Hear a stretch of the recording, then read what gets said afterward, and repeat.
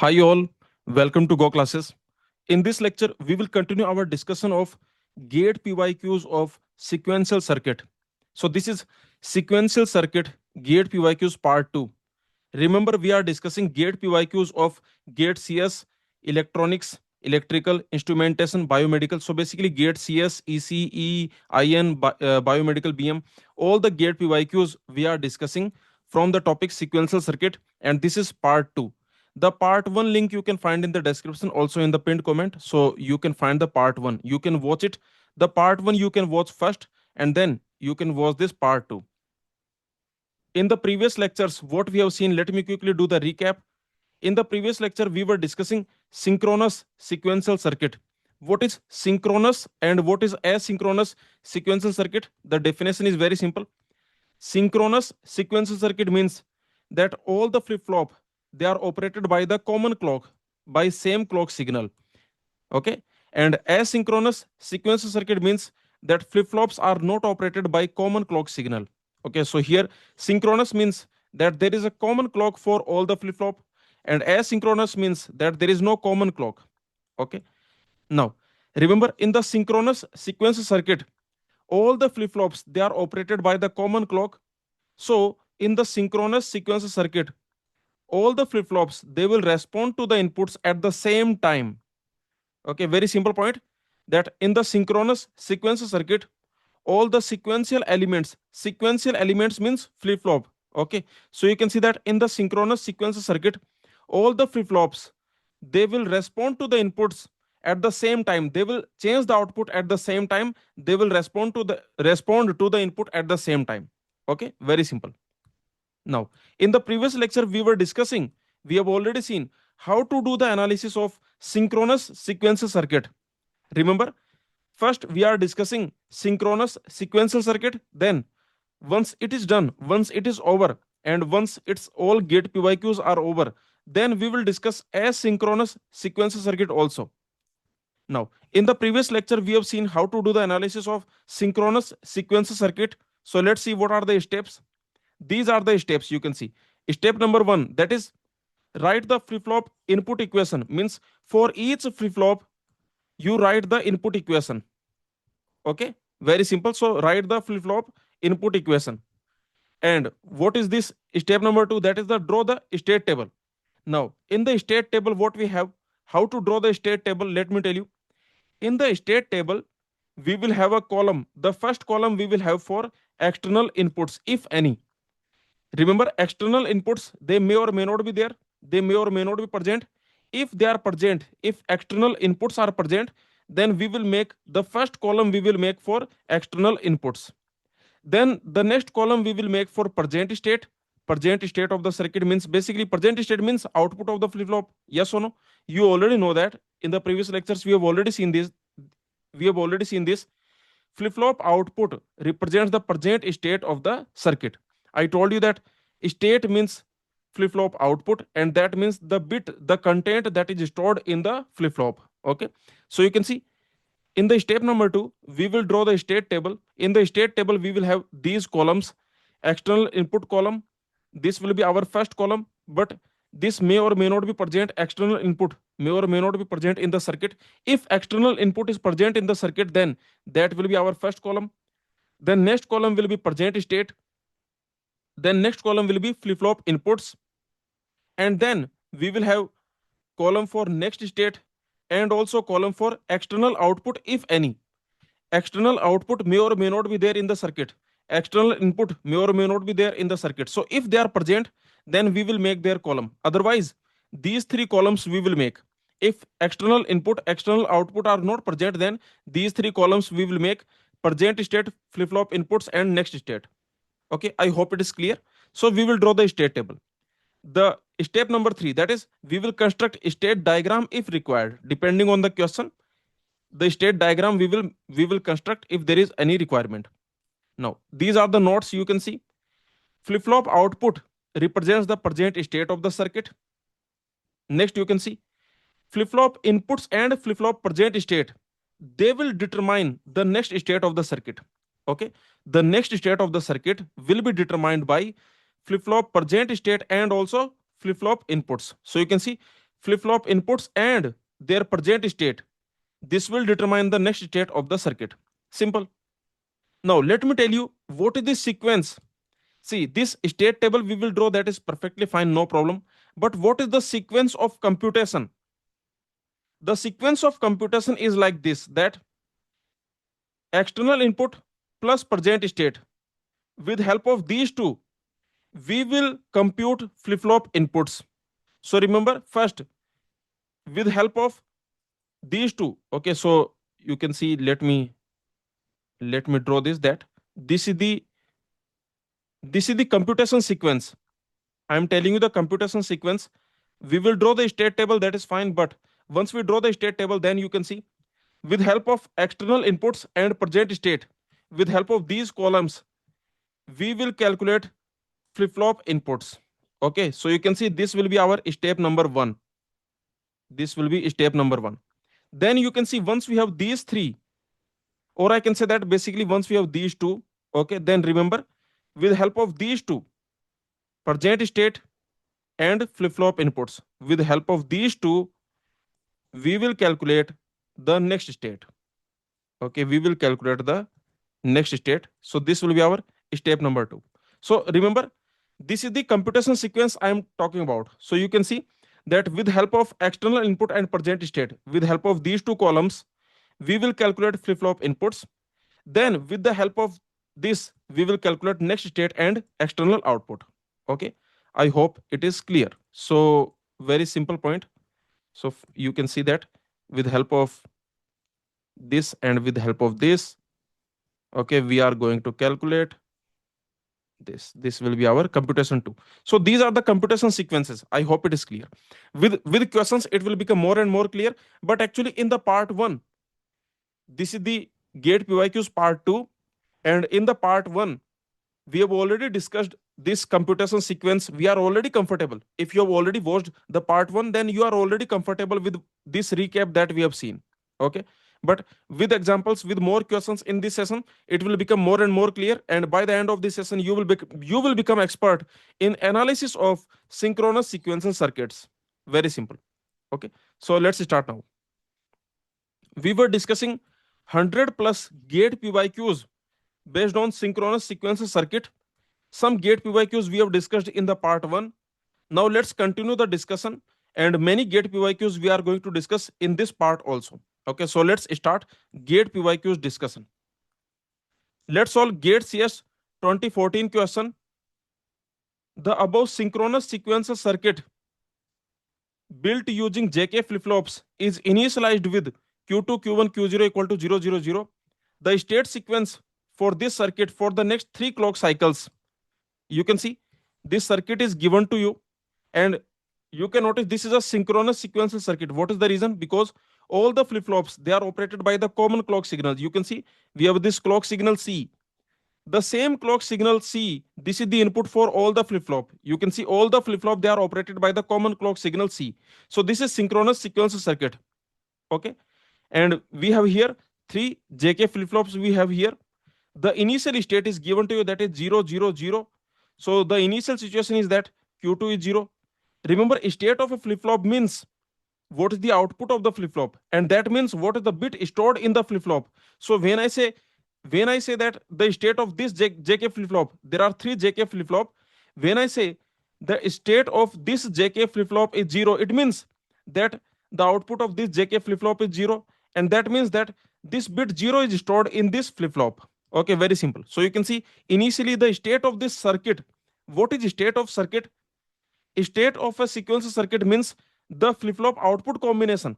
So here you can see the initial state is given to you, that is 0, 0, 0. That means this is the flip-flop output combination 0, 0, 0. So you can see Q2 0, Q1 0, Q0 0. This is the initial situation. Okay, and the question is asking you that after 3 clock cycles, you can see the state in the next 3 clock cycles. I can say that basically for the next 3 clock cycles, what will be the state? So you can see from this state 0, 0, 0, we are in this state Q2, Q1, Q0, that is 0, 0, 0. From this state, you can see when the when the active clock edge will show, notice one thing here, that all the JK flip flop they are positive edge triggered. Can you notice? Here you can see that this symbol means positive edge triggered, correct? So you can see that all the flip flop, all the JK flip flop they are positive edge triggered. What it means? It means that at the positive edge of the clock, these flip flops, these JK flip flops, they will respond to the inputs. Okay. So you can see the question is asking that initially we have Q2, Q1, Q0 equal to 0, 0, 0. So this is the initial situation, I can say. This is the initial situation you can see. Initially, I can say here. Okay, at this point, I can say that this is the situation. The state of the circuit is 0, 0, 0. Now you can see for the next three clock cycles, what it means. For the next three clock cycles, it means that for the next three rising edges, because all the flip flop they are positive edge triggered, so I can say that basically for the next three rising edges, we need to find what is the state of the circuit. Basically, we need to find that when this rising edge will show, then what is the state of the circuit. Basically, I can say that here what will be the next state of the circuit. Okay, so I can say that this is what we need to find. Here the state of the circuit we need to find, here the state of the circuit we need to find, and here the state of the circuit we need to find. Okay, so I hope you understood this is what we need to find. So far remember we have just understood this question, nothing else. Now let's solve this question. Because this is a synchronous sequential circuit, so very easily we can do the analysis. How to do the analysis of synchronous sequential circuit? You can see here the steps for analysis of synchronous sequential circuit. The step number 1, that is write flip flop input equation. For each flip flop you write the input equation, then the step number 2, that is draw the state table. In the state table you can see we will draw present state, flip flop inputs, and next state. Notice that in this circuit that is given to you in this question, basically in this gate 2014 question, this circuit that is given to you, you can notice one thing. There is no external input, there is no external output. Basically there are only flip flop inputs, yes or no, and there are only flip flop outputs. There is no external input here, there is no external output here. We have JK inputs, which are the inputs for flip flop, and we have flip flop outputs. So you can see that for this circuit, when I draw the state table, then there is no external input, so forget about it. There is no external output, so forget about it. Basically, I can say that only these three columns I need to create: present state, flip flop inputs, and next state. And then you can see if there is any need, then we will draw the state diagram. And remember, what is the computation sequence?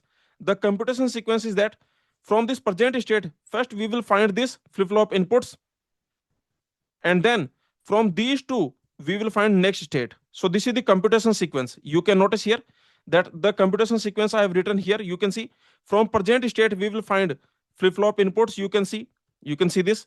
From present state we are finding flip flop inputs, and then from these two we are finding next state. So this is the computation sequence. I hope it is clear. Okay, so let's solve it. What is the step number 1? The step number 1 is you write flip flop input equation. Write flip flops input equations. Okay, for each flip flop we are going to write their input equation. So let's see. First, let me do one thing. You can see that here this flip flop, for this output is Q2. So let me call it J2 K2. And here let me call it J1 K1, because here the output is Q1. So let me call it J1 K1, and let me call it J0 K0. Okay, and notice this Q2 Q1 Q0, which of them is most significant position, or I can say most significant bit. So that is given in the question. You can see Q2 Q1 Q0, that is 0 0 0, means this Q2 is the MSB. Okay, so here you can easily notice, from here you can notice that, you can observe that Q2 is the MSB and Q0 is the LSB. Okay, simple. So let's see here what will be the flip flop input equations. What will be J2? Let's write. You can easily see this is J2, and which connection is coming to J2? You can see that is Q1 bar. Okay, so remember it's like Q1 bar, this is coming to J2. Okay, so you can see this J2 is basically Q1 bar. Simple, very simple. Now let's see what is J1, or let's find K2 first. J2 K2, then we will find J1 K1. and then we will find J0, K0. Okay, so let's find. You can see what is K2 here. K2, let's see. K2 is basically Q0. K2 is basically Q0. Next, what is J1 here? J1 is very simple, that is Q2. And K1 is simple, that is Q2 bar. So remember, you can see J1, K1, they are basically Q2, Q2 bar. Okay, you can see this is Q2, this is Q2 bar. Next, what is J0, K0? You can see J0, K0. Notice J0 is Q1. Okay, J0 is Q1. And you can see K0, K0 is Q0 bar. Okay, so very simple. You can see Q0 bar. This is your K0. J0 is Q1. Okay, everything is correct. Yes, everything is correct. So these are the flip flop input equations. This is the step number one. What was the step number two? Draw the state table. In the state table, these are the columns: present state, flip flop inputs, and next state. So let's draw the state table now. State table.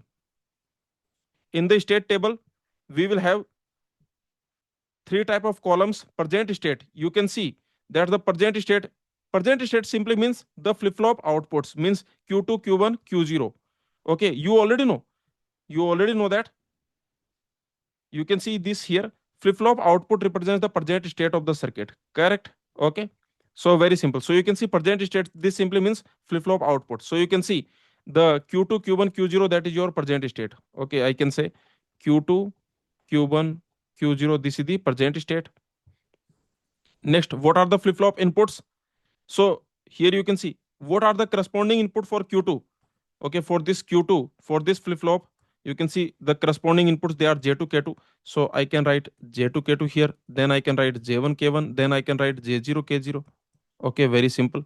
And then what is the next state? That is q2 next, q1 next. Okay, q1 next, and what is q0 next? Very simple, quite easy. Okay, now here let me write what we have already found. Let me quickly write it because we are going to use it. So you can see, let me quickly write here what is j2. So you can see j2 is q1 bar. What is k2? K2 is q0. And you can see what is j1, q2, and k1, q2 bar. J1, q2, and you can see k1, this is q2 bar. Next, you can see j0, q1. J0, q1. Okay, and next you can see that k0, that is q0 bar. You can see k0, that is q0 bar. Okay, so quite simple, we have written it. Okay, now you can see that in this state table, let me just write that this is basically the present state. We have columns. We have column for present state. This is the present state of the circuit, and you can see these are the flip flop inputs, and you can see these are the next state. This is the next state of the circuit. Okay, now here what is going to be our computation sequence? Let's see that. So the computation sequence will be, you can see initially this q2, q1, q0, that is 0, 0, 0, that is given to you. So you can see initially the present state is given to you. The question is saying that the initially the state of the circuit, that is q2, q1, q0 equal to 0, 0, 0. So initially this is given to you. This is given to us. Okay, now what I need to do? First, remember, from this I need to find these flip flop inputs. So remember, this will be my first computation. And then with help of these two, with help of this also, and with help of this also, with help of these two, with help of these two, we are going to find the next state. Okay, so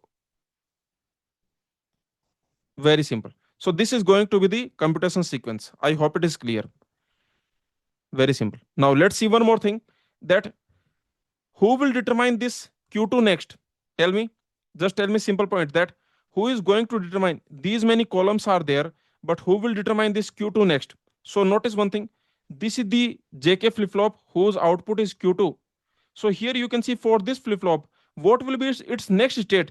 that will be determined by Q2 also J2 K2. Yes or no? Simple. Very simple point that this is your flip flop. Now for this flip flop, what is Q2 next? What is Q2 next? That will be a function of, that will depend on J2 K2, means input of this flip flop, and also the present state of this flip flop. Do you agree with me? Simple. Similarly, here you can see that here if I ask you this Q1 next, for this flip flop, for this JK flip flop, what will be the next state? Means what will be Q1 next? What will be Q1 next? Q1 next, or I can say Q1 plus. So you can see what will be Q1 next. Who will determine that? Q1 next will be determined by present state Q1 and also the input J1 K1. Yes or no? The inputs J1 K1 and the present state Q1. I hope this point is simple and I hope this point is clear. So you can see for this JK flip flop, what will be the next state? Means what will be Q0 next? That will be determined by the present state of this flip flop and the inputs. Yes or no? So you can see J0, K0 and Q0. Very easy. So what I am saying? I am saying that basically this J2, K2 and this Q2. Okay, these are going to determine, remember. Okay, so I can say that these two are going to determine this Q2. Simple. Next, you can notice that this Q1 and this J1 K1, this J1 K1 and this Q1, these two are going to determine this Q1 next. Okay, they will determine the Q1 next.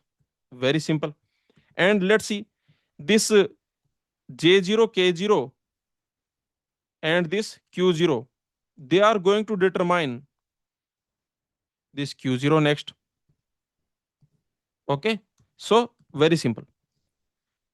Remember, I'm explaining in this question everything I'm explaining, so it is taking time, but I hope you are getting every single simple point. Okay, right now during the preparation, when we are solving the question, we are taking time because every small point we are discussing. Okay, but you can see by the end of this session, you will become so much expert that all these things you will do just in your mind. Okay, I hope it is clear. So you can see these nice colorful diagrams I'm making just for your understanding. Simple. Now let's solve. So you can see initially this Q0, this Q2, Q1, Q0, initial state is given to you, that is 0, 0, 0. So this is given to you 0, 0, 0. Now let's see here. So I told you that from this, first we will compute the flip-flop inputs, the computation sequence. You can see from this, first we will compute flip-flop inputs, then from these we will compute the next state. So tell me, if Q2, Q1, Q0, that is 0, 0, 0 means the present state of the circuit is 0, 0, 0, then what will be these flip-flop inputs? So you can see that this J2, that is Q1 bar, J2, this J2, this is a Q1 bar. You can see Q1 is 0, so J2 basically that will be 1. You can see K2, that is same as Q0, so that is 0. You can see J1, that is same as Q2, so that is 0. This K1, that is complement of Q2, so that will be 1. J0 is same as Q1, so that will be 0. And you can see K0, that is Q0 complement, so that will be 1. That's it, very simple. Now you tell me, now once we have these two, then what will be Q2 next? Who will determine Q2 next? Let's see. So you can see that this J2 K2, you can see this J2 K2 and this Q2. These two are going to determine what is Q2 next. Okay, so you can see when JK equal to 1, 0, remember J is like set, like S, and K is like reset, right? They are like set, reset. So you can see when JK equal to 1, 0, this is the set combination, means the next state will be 1. Yes or no? So here you can see the next state that will be 1. Very simple, because when JK equal to 1, 0, then this is the set combination, means the flip-flop will set, or I can say the next state that will be 1. Very simple. Now let's see. This Q1 next, how to calculate this Q1 next? Who will determine this Q1 next? So you can see this Q1 and this J1 K1, they will determine this Q1 next. Okay, so let's see what will this Q1 next be. So you can see when JK equal to 0, 1, J is like set, K is like reset. When JK equal to 0, 1, this is the reset combination, means the flip-flop will reset, means the next state will be 0. Very, very, very simple. Okay, so very simple here. Now let's see the next. The next is, who will determine this Q0 next? So you can see this Q0 and this J0, K0. These two are going to determine this Q0 next. Okay, so you can see that when J0, K0, or I can say when JK equal to 0, 1, then this is the reset combination. So here, the next state that will reset, or I can say that will be 0. So that's it. So you can see that from this state 0, 0, 0, we will go to this state 1, 0, 0. Okay, or I can say that from this state 0, 0, 0, after one clock pulse or after one rising age or after one clock cycle, we will go to this state 1, 0, 0. Okay, I hope it is clear. So you can see that from 0, 0, 0, we will go to state 1, 0, 0. Okay, so I hope this point is clear. Let me quickly write. You can see this is 1, 0, 0, 1, 0, 1. Okay, 1, 0, 0, 1, 0, 1. Yeah, okay. So that's it. So the point is that from this state, the next state will be 1, 0, 0. What the question was asking? The question was asking that if the initial state is 0, 0, 0, then for the next three clock cycle, what will be the state sequence? What will be the sequence for the next three clock cycles? So you can see that after triple zero, we are going to 100, correct? So here I can say that after this triple zero, we are going to 100. So I can eliminate this option B. I can eliminate this option A also. Now option C and option D, they are remaining. So let's check them. But you understood that we have already eliminated option A and B, because from this state 0, 0, 0, we will go to state 1, 0, 0. Now let's see. From this state 1, 0, 0, where we will go? Because now remember, this is the present state. Okay, let me make the state diagram for better understanding.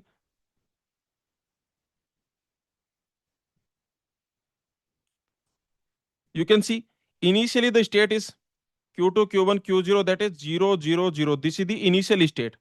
Now from this state, after one clock cycle, or I can say that after one rising age, after one positive age, or after one clock pulse, basically the next state from this 0, 0, 0 state, that will be 1, 0, 0.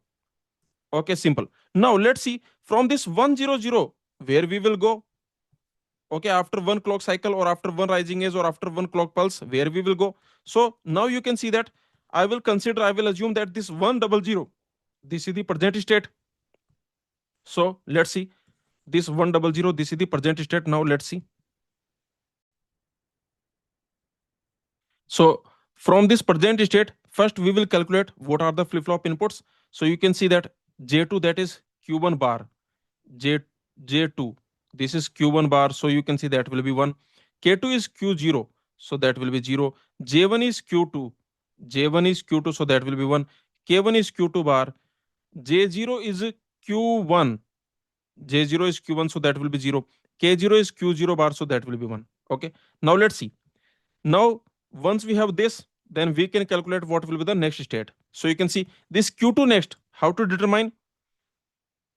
Who will determine this Q2 next? So you can see Q2 and J2, K2.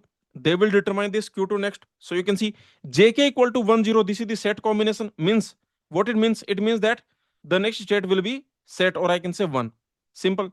Now let's see this Q1 next. Who will determine this Q1 next? Q1 and J1, K1. So you can see J1, JK equal to 1, 0. This is the set combination, means the next state that will be set, or I can say that will be 1. Who will determine this Q0 next? Q0 and J0, K0. So you can see that this JK equal to 0, 1. This is the reset combination, means the next state that will be reset, or I can say that will be 0. So now you can see that from this state 100, we will go to state 110.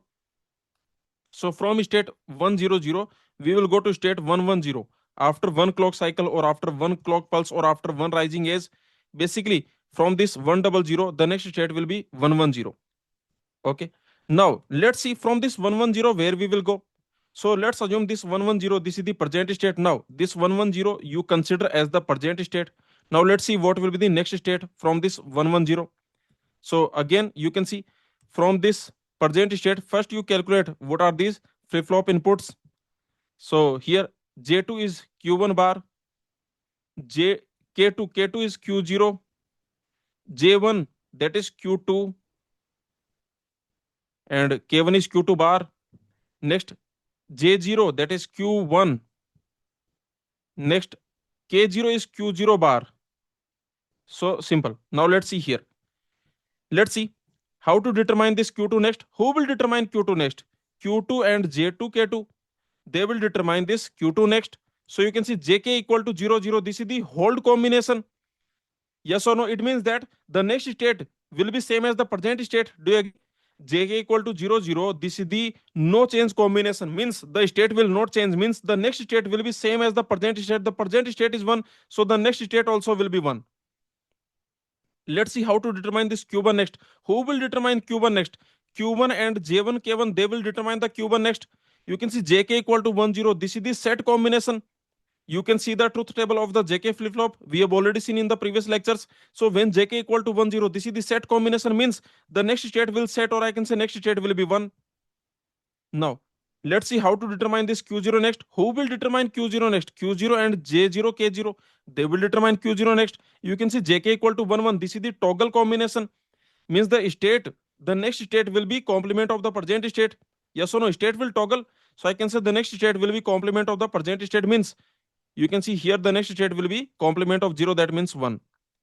Okay, so you can see that from 110 we are going to state 111. From 110, after one clock cycle, we will go to 111.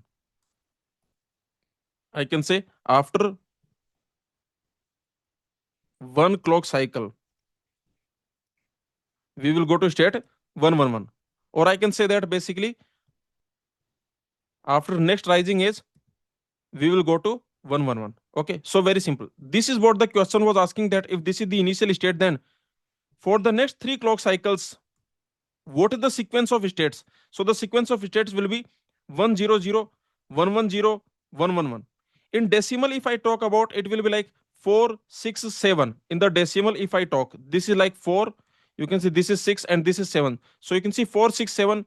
This is the sequence. I hope it is clear. So that's it. We got our answer. So let's see. You can see 4, 6, 7. So the answer will be option C. You can see 4, 6, 7. Correct? So very easy question. I hope it is clear.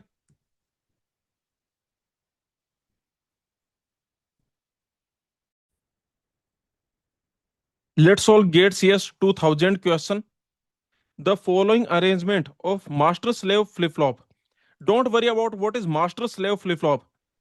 These fancy words, don't worry about them. The point is, this circuit is given to you. This is made of flip flops. You already know what are flip flops. And you can see this is a synchronous sequence circuit, because you can see both the flip flop. There are 2 flip flop here, one JK flip flop, one D flip flop. And you can see both of them, they are operated by the common clock. You can see the same clock signal. In this question, you can see the common clock signal is the input for both the flip flop. So basically, look at this circuit and forget about these words like master slave. Okay, don't worry about this word. This circuit you look at, and this circuit is basically synchronous. This is synchronous sequential circuit. Okay, and we already know how to do the analysis of synchronous sequential circuit. So just solve the question. Now the question is saying the initial state PQ equal to 0, 1.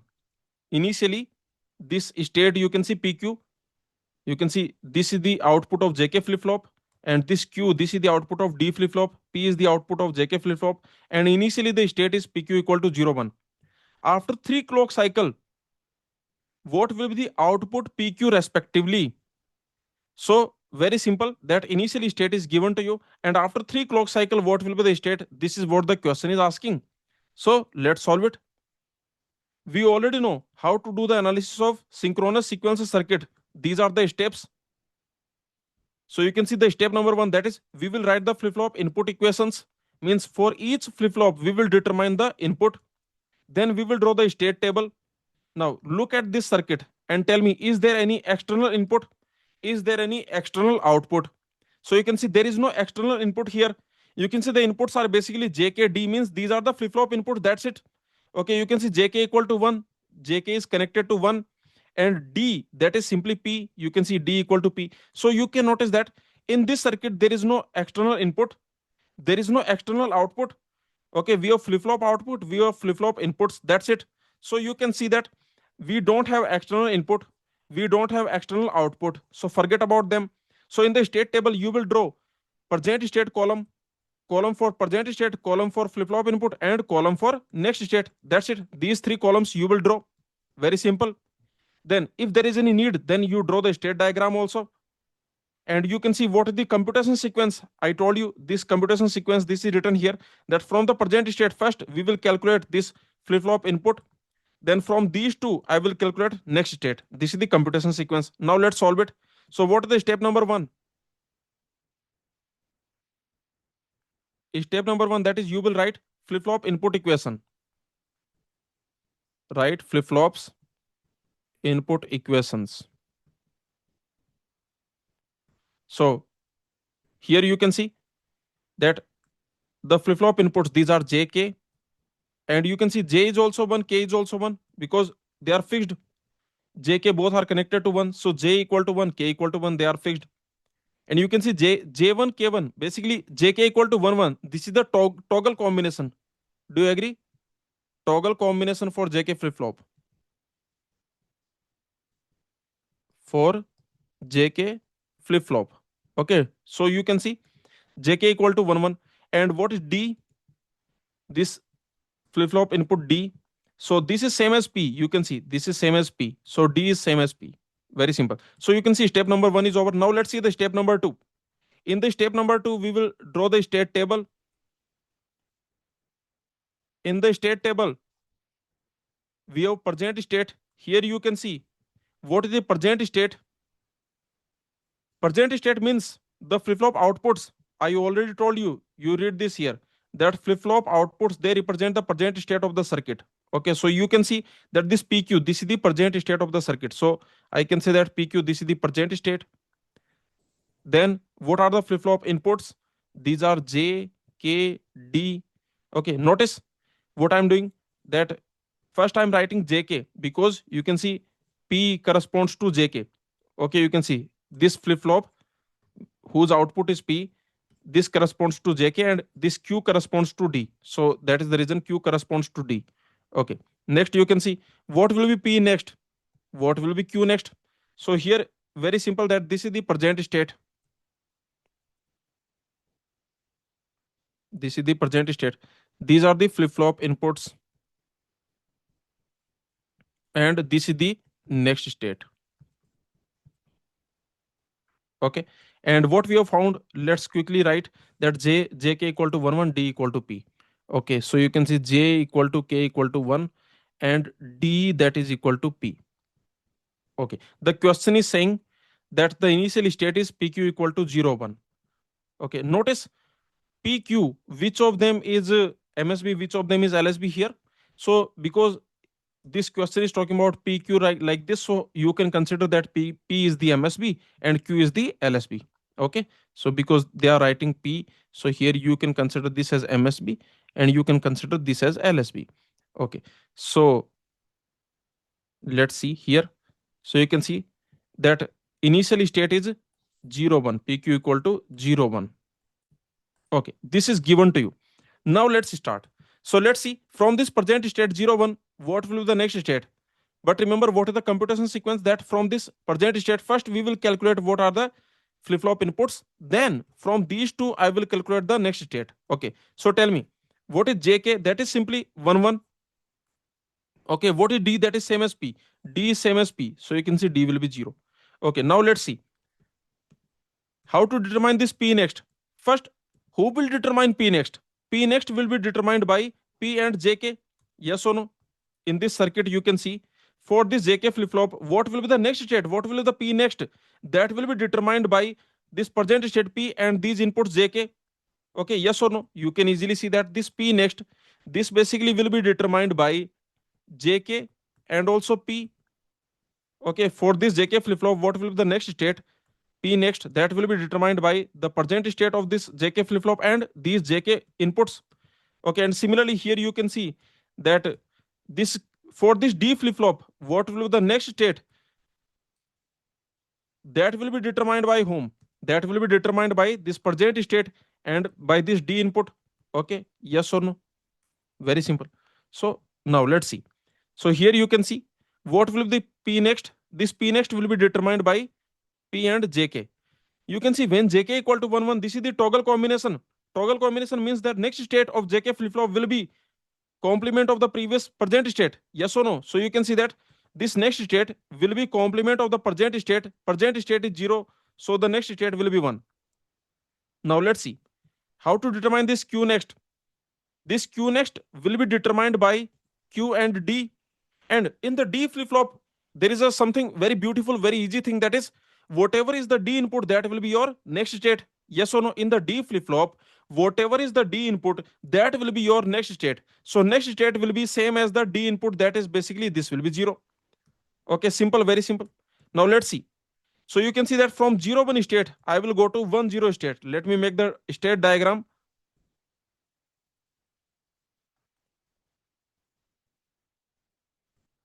The state diagram will be like this, that from the state 0 1 PQ, initially they are 0 1. So from this, the next state is basically 1 0. Next state is 1 0. Okay, now let's see. Now from 1 0, where we will go? Okay, because what the question is asking, that the initial state is 0 1. Then after 3 clock cycle, what will be the state? So you can see that this is the initial state. After 1 clock cycle, I can say that the state is basically 1 0. Okay, now after the next clock cycle, what will be the state? Let's see that. Okay, so basically I can write like this, that from this state PQ, after 1 clock cycle,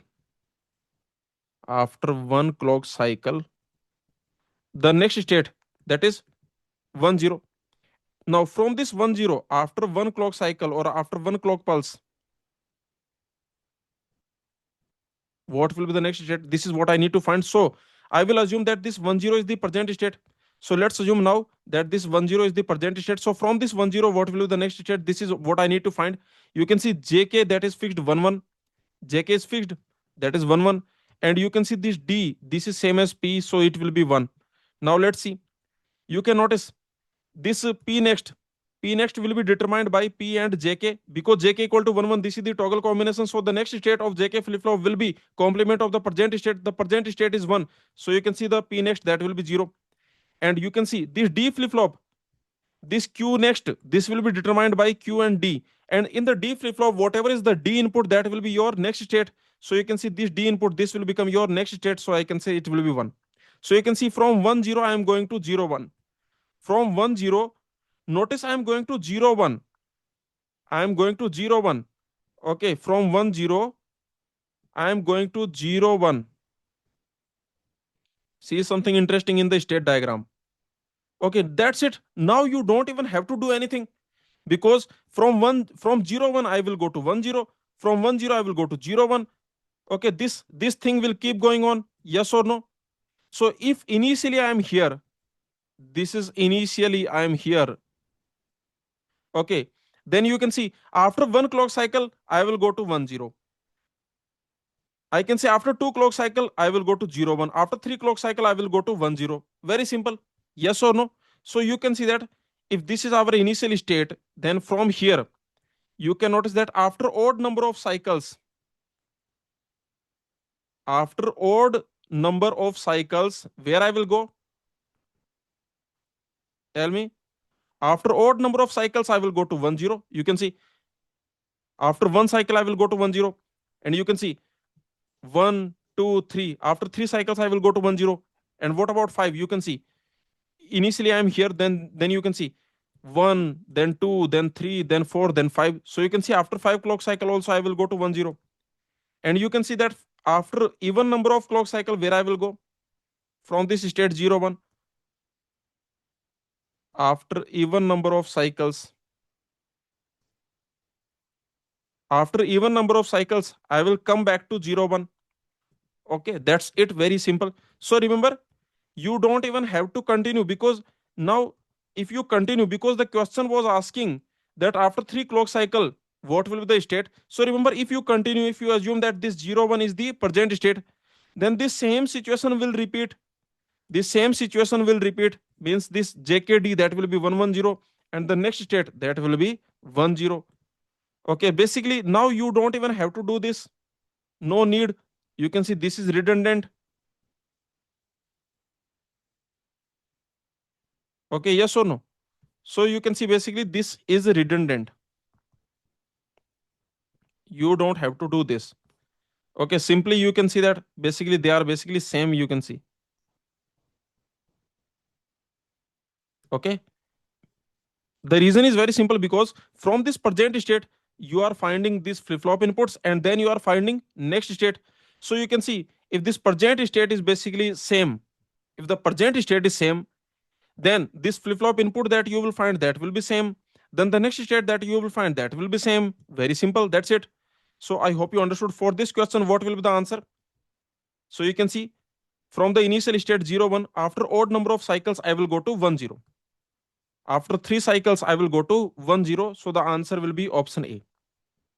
Very simple question. Now remember, in this same question they can ask you, for example, instead of 3 cycle, what they can ask? They can ask, instead of 3 they can write here maybe 302. 302. Okay, means after 302 cycle where I will go.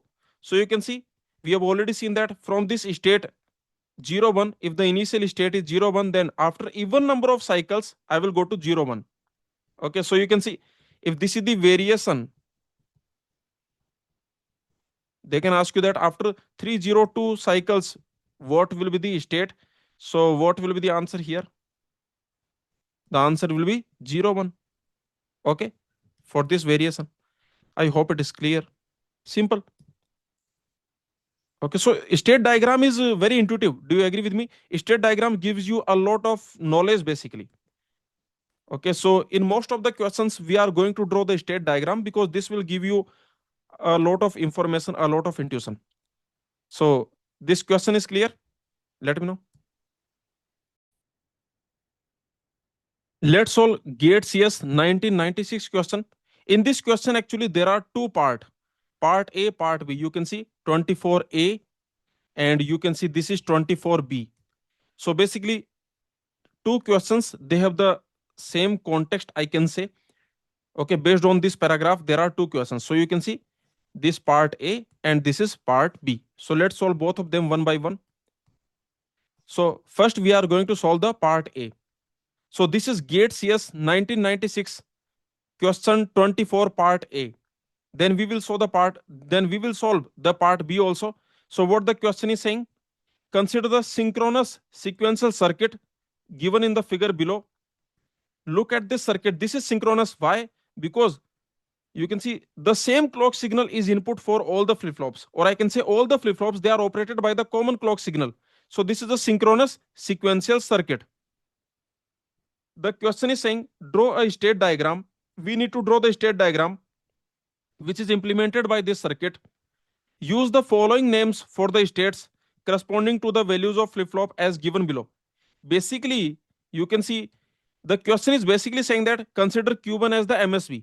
Okay, yes or no?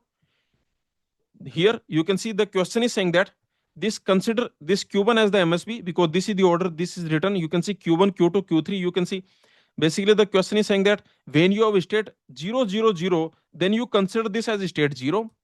0 0 1, we will write it state 1. And when the circuit is in this state 1 1 1, then we will write it state 7. Overall, what this table basically want to tell you, from this table, one simple conclusion you can say, this table is simply telling you that Q1 is the MSB and Q3 is the LSB. That's it, nothing else. Okay. Now the question is asking what is the state diagram. State diagram we need to find. Remember one thing, the question is not mentioning what is the initial state because that is not required, because the question is asking state diagram. So basically in the state table that we will draw all the possible present states, and for all the possible present states what will be the next state, that is what we need to find. Yes or no? So the question is asking draw the state diagram. Now let's see. Because this is a synchronous sequential circuit and there are 3 D flip-flops here. So what is the analysis of how to do the analysis of synchronous sequential circuit, that we already know. So you can see Analysis of synchronous sequential circuit. What are the steps? The step number one, that is write the flip-flop input equation. Means for each flip-flop you write the input equation, then you draw the state table. You can notice one thing, that in this circuit, look at this circuit, there is no external input, there is no external output. Basically we have three flip-flop, three D flip-flop we have. Basically there are inputs, their input and their output, that's all I have. There is no external input. The inputs are simply the D inputs of the D flip-flop, and there is no external output. The outputs are simply the flip-flop outputs. So there is no external input, there is no external output. So you can see, when you draw the state table, then there is no external input here, there is no external output here. These three columns I need to draw: present state, flip-flop input, and next state. For every present state I need to find what is the next state, and then we will draw the state diagram. And you already know the computation sequence. You can see here computation sequence is, from the present state we will find flip-flop input, and then from these two I will find the next state. Simple. And you already know that the present state, this simply means flip-flop output. Flip-flop output, that represents the present state of the circuit. So everything we already know. Now let's solve this question. What is the step number one? We will write the flip-flop input equation. Inputs equation. Okay, here we have 3D flip-flop. So let's see their input equation. You can see D2 is same as Q1. This is very easy. So D2 is same as Q1 and D3 is same as Q2. What is D1? Let's see that. What is D1? You can see this is D1 and this is XOR of, this is exclusive OR. So you can see this D1 is XOR of Q3 and Q2. Basically Q2 XOR Q3. This is D1. What is D2? That is very simple. D2 is Q1. And what is D3? That is very simple. That is Q2. Okay, that's it. So this is the step number one. Notice one more thing, that Q1 was our MSB. This was given in the question, right? Q1 was MSB. You can see Q1, Q2, Q3. So Q1 was MSB. Means this is our MSB flip-flop, I can say. And this is our LSB flip-flop. Okay, so the state is represented, state of this circuit. State of this circuit will be represented as Q1, Q2, Q3, not Q3, Q2, Q1. Okay, here this is how we will represent, because the question is already saying that Q1 is basically the MSB and Q3 is the LSB, because here you can see that Q1, Q2, Q3. Q1 is the MSB and Q3 is the LSB. Okay, so very simple. So you can see the step number one is over. That is, we have written the flip-flop input equation. Now let's see the step number two. That is, you make the state table. In the state table, we will have present state column. The present state, that is Q1, Q2, Q3. This is the present state. Okay. Now, Q1, Q2, Q3. This is the present state. Then flip-flop input. You can see for Q1, the corresponding input for this Q1, the corresponding input is D1. Okay, so let me write in this order: D1, D2, D3, because this D1 corresponds to Q1, this Q2 corresponds to D2, and Q3 corresponds to D3. So these are flip-flop inputs. And what is the next state? Means Q1 next, Q2 next, and Q3 next. Okay, so very simple. Now, what we have found, let's quickly write, because that will be helpful. So you can see D1 is D1, that is Q2 XOR Q3. Okay, Q2 XOR Q3. D2 is Q1, D3 is Q2. D2 is Q1 and D3 Q2. D3 is Q2. Okay, that's it. Now, remember the question is basically asking us to draw the state diagram, right? Yes or no? We need to draw the state diagram. And the question has not given us any initial state, because the question wants the complete state diagram. Okay, so here, remember, we need the complete state diagram. What it means? Basically, what state diagram does?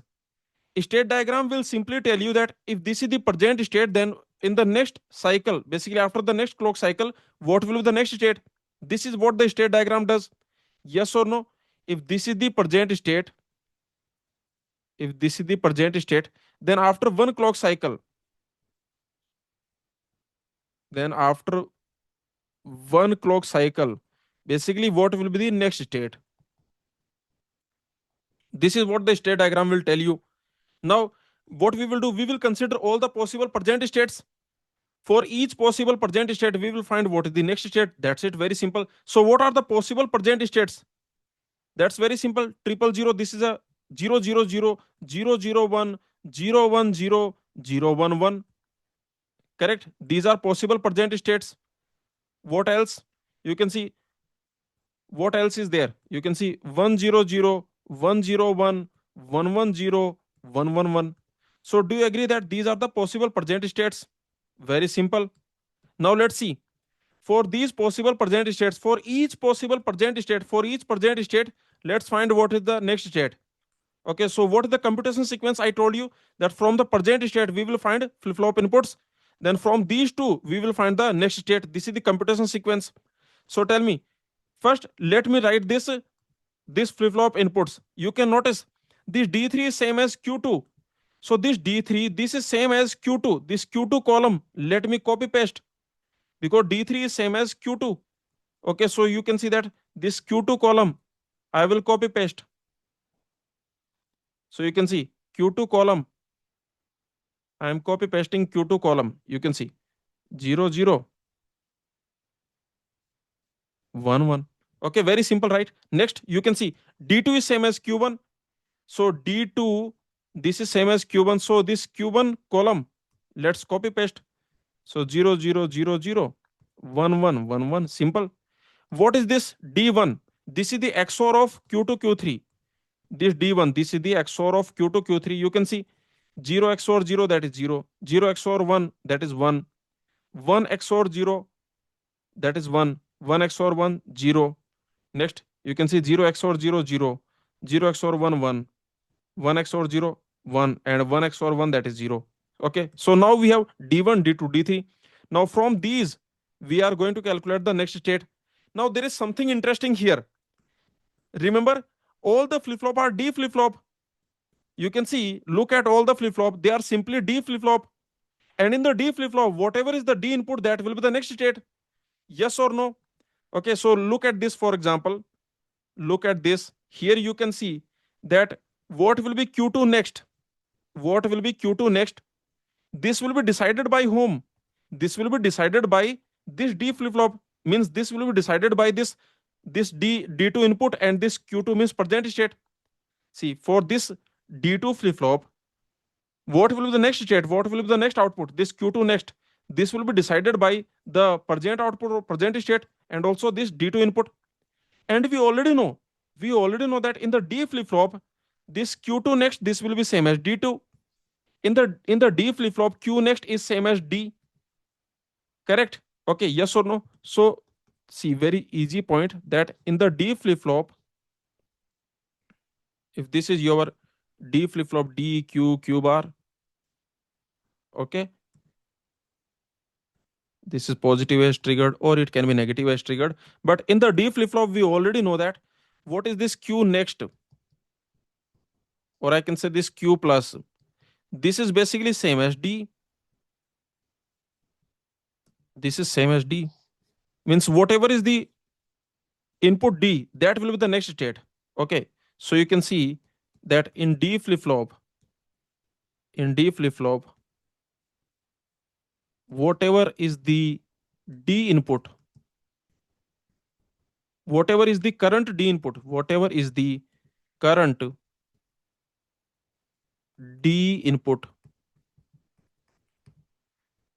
will become, it will become next output or next state. Yes or no? It will become next output of flip-flop, of D flip-flop, after a clock pulse, that you already know. Okay, after a rising edge, if the D flip-flop is positive edge triggered, then after a rising edge, basically the next output, that will be your current D input. Okay, I hope it is clear. So you can see that the next output that is same as the D input. So something interesting, that what will be this Q1 next? This will be same as D1.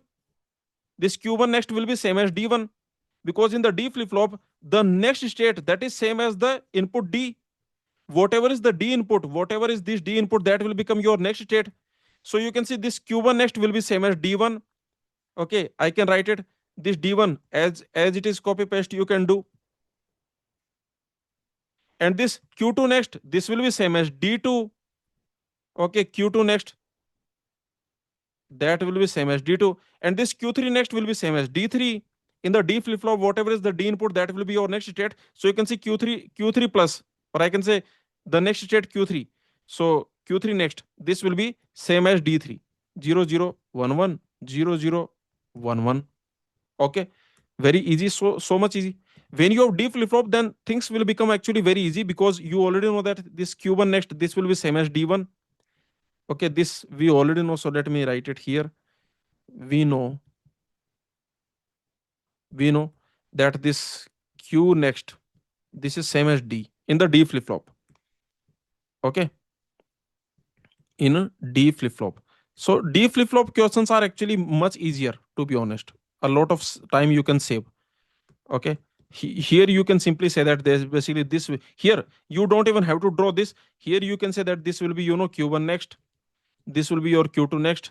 Okay, like that you can save time. I hope you are getting the point. So basically, it's like you don't even have to draw this. You can simply write it here that this will be Q1 next, this will be, Q2 next, this will be, Q3 next, like that. But anyway, for understanding purpose, I'm drawing this completely. But I hope you understood the point. Now let's draw the state diagram. The question was asking for state diagram. So in the state diagram, now you can easily see we have this state table we have. So now state diagram will be like this. See, from 0 0 0 state, this is basically state 0, because the question is saying, remember the question is saying that this state 0 0 0, this we will write as state 0, this 0 0 1 we will write as state 1. So basically this is how we are going to write it. This is given in the question. Okay, so let's see this here. So you can see from the state 0, this means state 0. From state 0 I am going to 0. From state 0 I am going to state 0. It's like this. From Q1, Q2, Q3, from this state 0, I am going to state 0. Okay, the same thing I can write like this, that okay, from state 0, I am going to state 0. Simple. Now let's see the next. From state 1, this 0 0 1, this means state 1. From state 1, I am going to state 4. Yes or no? 1 0 0, that is state 4. So from state 1, I am going to state 4. From state 1, we are going to state 4. Means if you are in this state 1, then the next state will be state 4. Okay, or I can simply say that from state 1 means 0 0 1, from the state 1 you are basically going to state 4. Okay, the same thing we can write like this, that from state 1 I am going to state 4. Now next, you can see from state 2 we are going to state 5. From state 2, or let's do one thing. See, from state 0 I am going to state 0.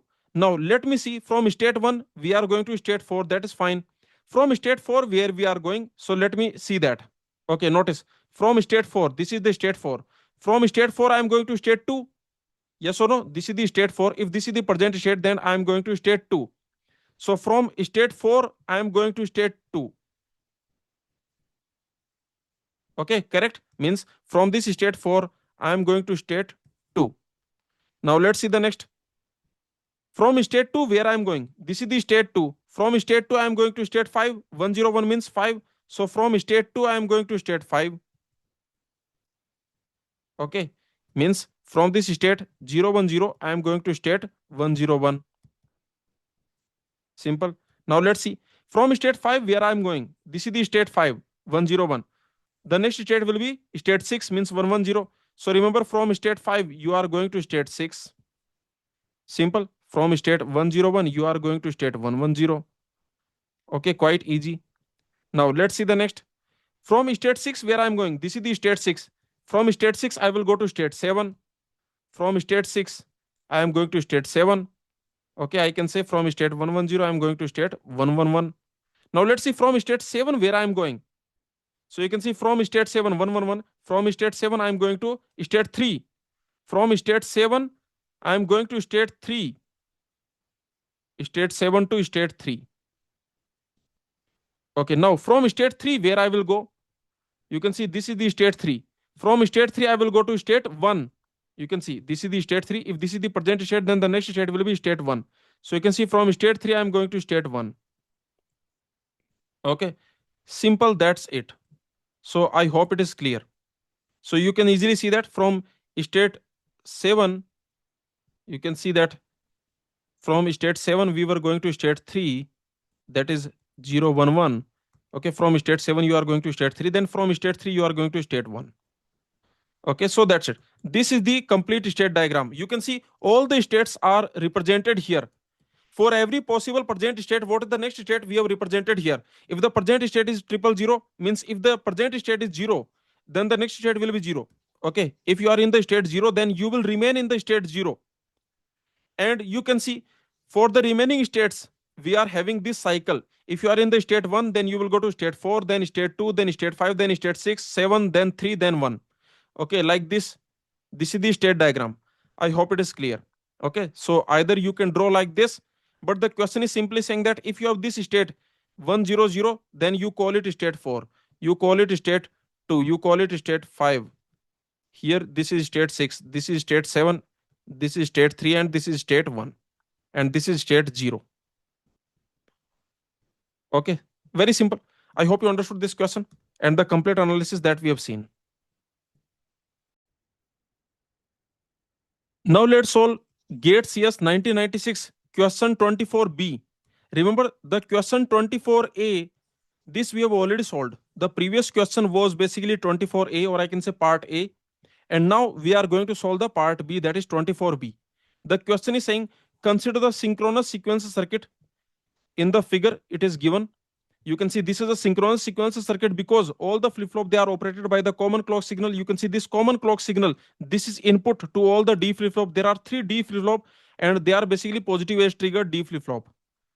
Now, given that the initial state of the circuit is S4, identify the set of states which are not reachable. Means if the initial state is set 4, if the initial state is state 4, if the initial state is S4, what is S4? This is given in the 24A. You can see in the 24A, this is written. What is the meaning of SI? Basically, SI, here I is the decimal representation of the state. For example, you can see this is the circuit and here Q1 is the MSB, because remember this is given to you that this Q1 is the MSB here. The question is saying that this is how we are going to interpret the state. For this circuit, this Q1, Q2, Q3, this is how we are going to interpret the state. So we will consider this Q1 as the MSB and this Q3 as the LSB. And you can see if the state is 0, 0, 0, we will write it as 0. If the state is 0, 0, 1, we will write it as 1. So tell me what will be S4? What will be S4? S4 will be Q1, Q2, Q3, 0, Q1, Q2, Q3. S4 means 1, 0, 0. Okay, this will be S4. So the question, this 24B, this question is asking that given that the initial state is S4, identify the set of states which are not reachable. Actually, this 24B, you don't even have to solve because we have already solved this 24A and we have made the state diagram. You can see the question 24A, it was asking for the state diagram. And you can see this state diagram we have already made for the previous question. This was the state diagram that we got. Okay, yes or no? So you can see this state diagram we already got for the 24A, and the same circuit we have in the 24B. Okay, you can see in the 24B also the same circuit we have which we had in the 24A, the same circuit. Okay, and we have already made this state diagram for the 24A. The same state diagram we can use. You can see now the question is saying that initially we are in S4. Initially we are here. Okay, you can see this is the question 24B.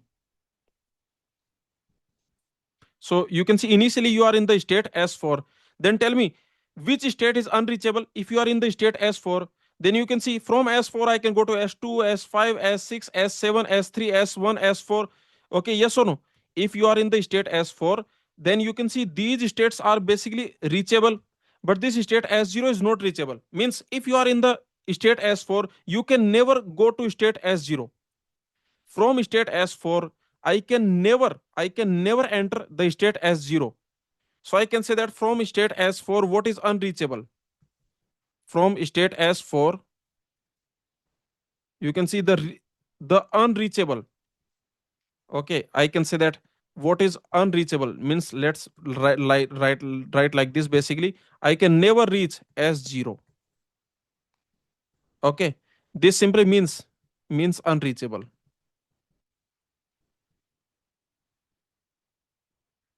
Okay, simple. So you can see from S4 I cannot go to S0. So the question is asking identify the set of states which are not reachable from S4, and the answer will be this set of states is only S0. This is the answer. And if the question is asking how many states are unreachable from S4, then answer will be 1. Okay, for number of unreachable states from S4. Okay, so you can see the number of unreachable states from S4, that will be only 1, and this state is S0 state. Okay, I hope you understood this. Very simple, quite easy. Okay, so this 24b, I can say that we have solved it. Okay, because basically 24a we have solved. So from the 24a we already have the state diagram, and now you can easily see that from state S4 which state is unreachable, that is state S0. So question 24b, this also we have done it. Okay, actually those were good days. You can see this is gate 1996 question. Basically you can see 24b, 24a. Okay, basically paragraph based questions used to come in the gate in the previous years. Nowadays paragraph based questions are not coming, but actually these are very good type of questions, because you just have to solve one question, then automatically you will get answer for 2 3 questions. Here also the same thing is happening. If you solve this question 24a, then automatically you are getting the answer for 24b also. So time is saving basically. Correct. So these paragraph based questions in the old years of gate exam, these type of questions used to come. Sometimes based on the paragraph, 3 or 4 questions used to come, and you just solve one question, and then automatically 3 or 4 questions are automatically answered. So that type of benefit students used to get. Okay, so I can say good old days, I can say. Now let's move on. Let's solve gate CS 2004 question. Consider the partial implementation of a 2-bit counter using T flip-flop following the sequence as shown below. Don't worry about what is a counter. Remember, the circuit is given to you. There are two flip-flop. T flip-flop are there, and this is a synchronous sequence circuit, because you can see the same clock signal is applying to both the flip-flop, or I can say both the flip-flop are operated by the common clock signal. So you have synchronous sequence circuit. Just solve the question. You don't have to worry what is a counter, what all these fancy names. Don't worry about these fancy names. Just consider the synchronous sequencer circuit with 2 T flip flop and solve the question. That's it. Okay, so you can see the question is saying that the sequence, the state sequence, remember, means this is the state diagram, or I can say state sequence. Initially, if you are in the state 0, then the next state will be 2. From 2 you will go to 3. From 3 you will go to 1. From 1 again you will come back to 0. Then you can see 0 2 3 1 0 0 2 3 1 0, like that. Okay, so you can see this is the state sequence that is given to you, or I can say state diagram is given to you. This circuit is given to you. Now the question is saying consider the partial implementation of 2-bit counter. Here actually why we are calling it 2-bit, because there are two flip flop, and remember flip flop is 1-bit storage device. So each flip flop will store a single bit. So basically I can say we have two flip-flops, so I can say 2 bit. So this is a 2 bit synchronous sequential circuit, I can say, because same clock signal is applying to both the flip-flops. So here I can say that basically this is 2 bit. 2 bit means two flip-flop. So I can say this is basically 2 bit synchronous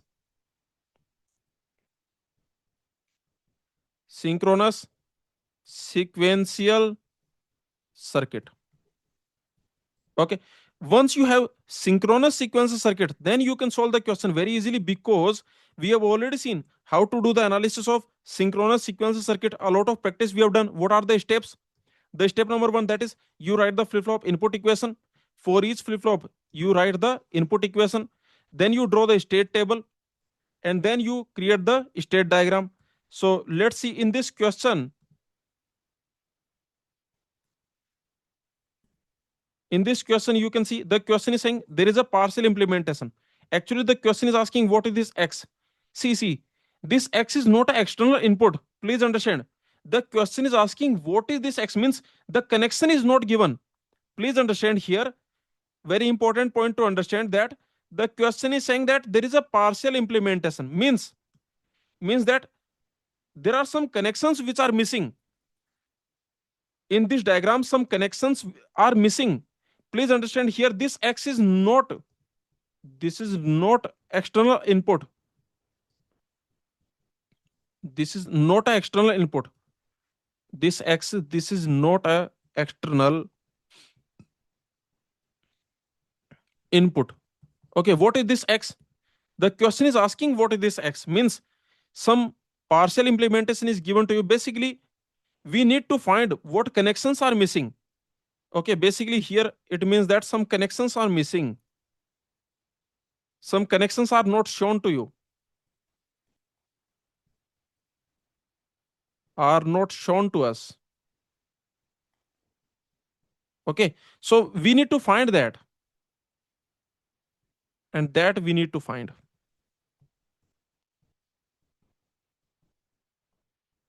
Okay, very simple. And you can easily see that some connections are missing. Basically, this T1, actually, we need to write this T1 because x is equal to T1, or I can say T1 equal to x. And basically, we need to write this T1 in terms of, you can see Q2, Q1 like that. Okay, basically, some connections are missing because the question is saying partial implementation is given. Partial implementation means some connections are missing, some connections are not shown to us, and we need to find them. X is not an external input here. Okay, so in this question, if you notice, there is no external input, there is no external output. We have flip-flop inputs, flip-flop output. You can see two T flip-flop we have their inputs and we have their outputs. So in this circuit, remember, there is no external input, there is no external output. Okay, so this circuit, in this session, in this lecture, in the upcoming questions, we will see some questions where we have external input, some questions where we have external input, some questions where we have external output. All those questions we are going to see in this session. Those questions are coming. But here, I hope you understood what is the meaning of this word, partial implementation. Did you understand? So remember, this circuit has no external input, no external output. The only inputs are basically the flip-flop inputs, and the only outputs are flip-flop outputs. So you can see there is no external input. This flip-flop has no external input and no external output. Simple. Okay. Now, let's see. So you can see, to analyze the synchronous sequential circuit, these are the steps. First, we will write the flip-flop input equation. Then we will draw the state table. When I draw the state table, then because in our given question, in this GATE 2004 question, because there is no external input, so forget about it. There is no external output, forget about it. Basically, we need to draw the columns for present state, flip-flop input, and next state. And you already know that what is present state? Present state of the circuit, that means flip-flop output combination. Flip-flop output represents the present state. Okay. And what is the computation sequence? From the present state, first we will find this flip-flop input, we will compute, and then from these two I will compute the next state. So you can see this is the computation sequence. All these things we already know. The computation sequence is written here, that from the present state we will compute flip-flop input, then from these two I will compute next state. Okay, so now let's solve this question. What is the step number 1? That is, we will write the flip-flop input equation. So flip-flop input equations. Here you can see what is this T2, this input T2.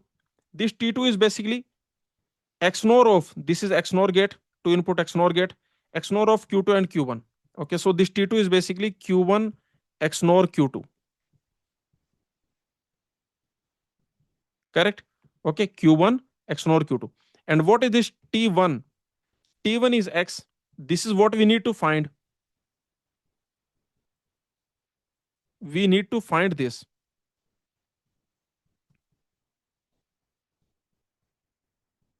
Okay, we need to find it. Simple. And what is given to us? Notice what extra thing is given to us. In this question, you can see this state sequence is given to us. We will make use of it. Okay, this state sequence is given. From 0, the next state will be 2, then 3, then 1, then come back to 0. So remember, state diagram is given to you 0, 2, 3, 1. Okay, so remember what is given to us. Let me write what is given. The state diagram, the state sequence or state diagram. What is this state diagram? You can see the question is basically saying that if you are in the state 0, then from that you will go to state 2, then you will go to state 3, then you will go to state 1, and then you will come back to state 0. Okay, 0, 2, 3, 1. 0, 2, 3, 1, and then we are coming back to 0. So you can see this is given to you. Simple. Okay, and remember here the state is represented as Q2, Q1. Okay, here this state, this is represented as Q2, Q1. So is that given to us? How the state is represented, is that given to us?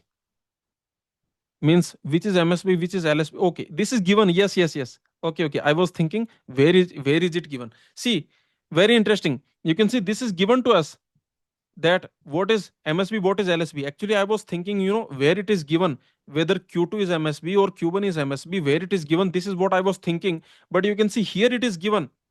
Okay, so it is already given to you. You can see that Q2 is MSB and Q1, this is a LSB. Okay, so basically what this means, I can say like this, that the state diagram is given to you, Q2 is MSB, Q1 is LSB. Means from 0, 0, we will go to state 2, means 1, 0.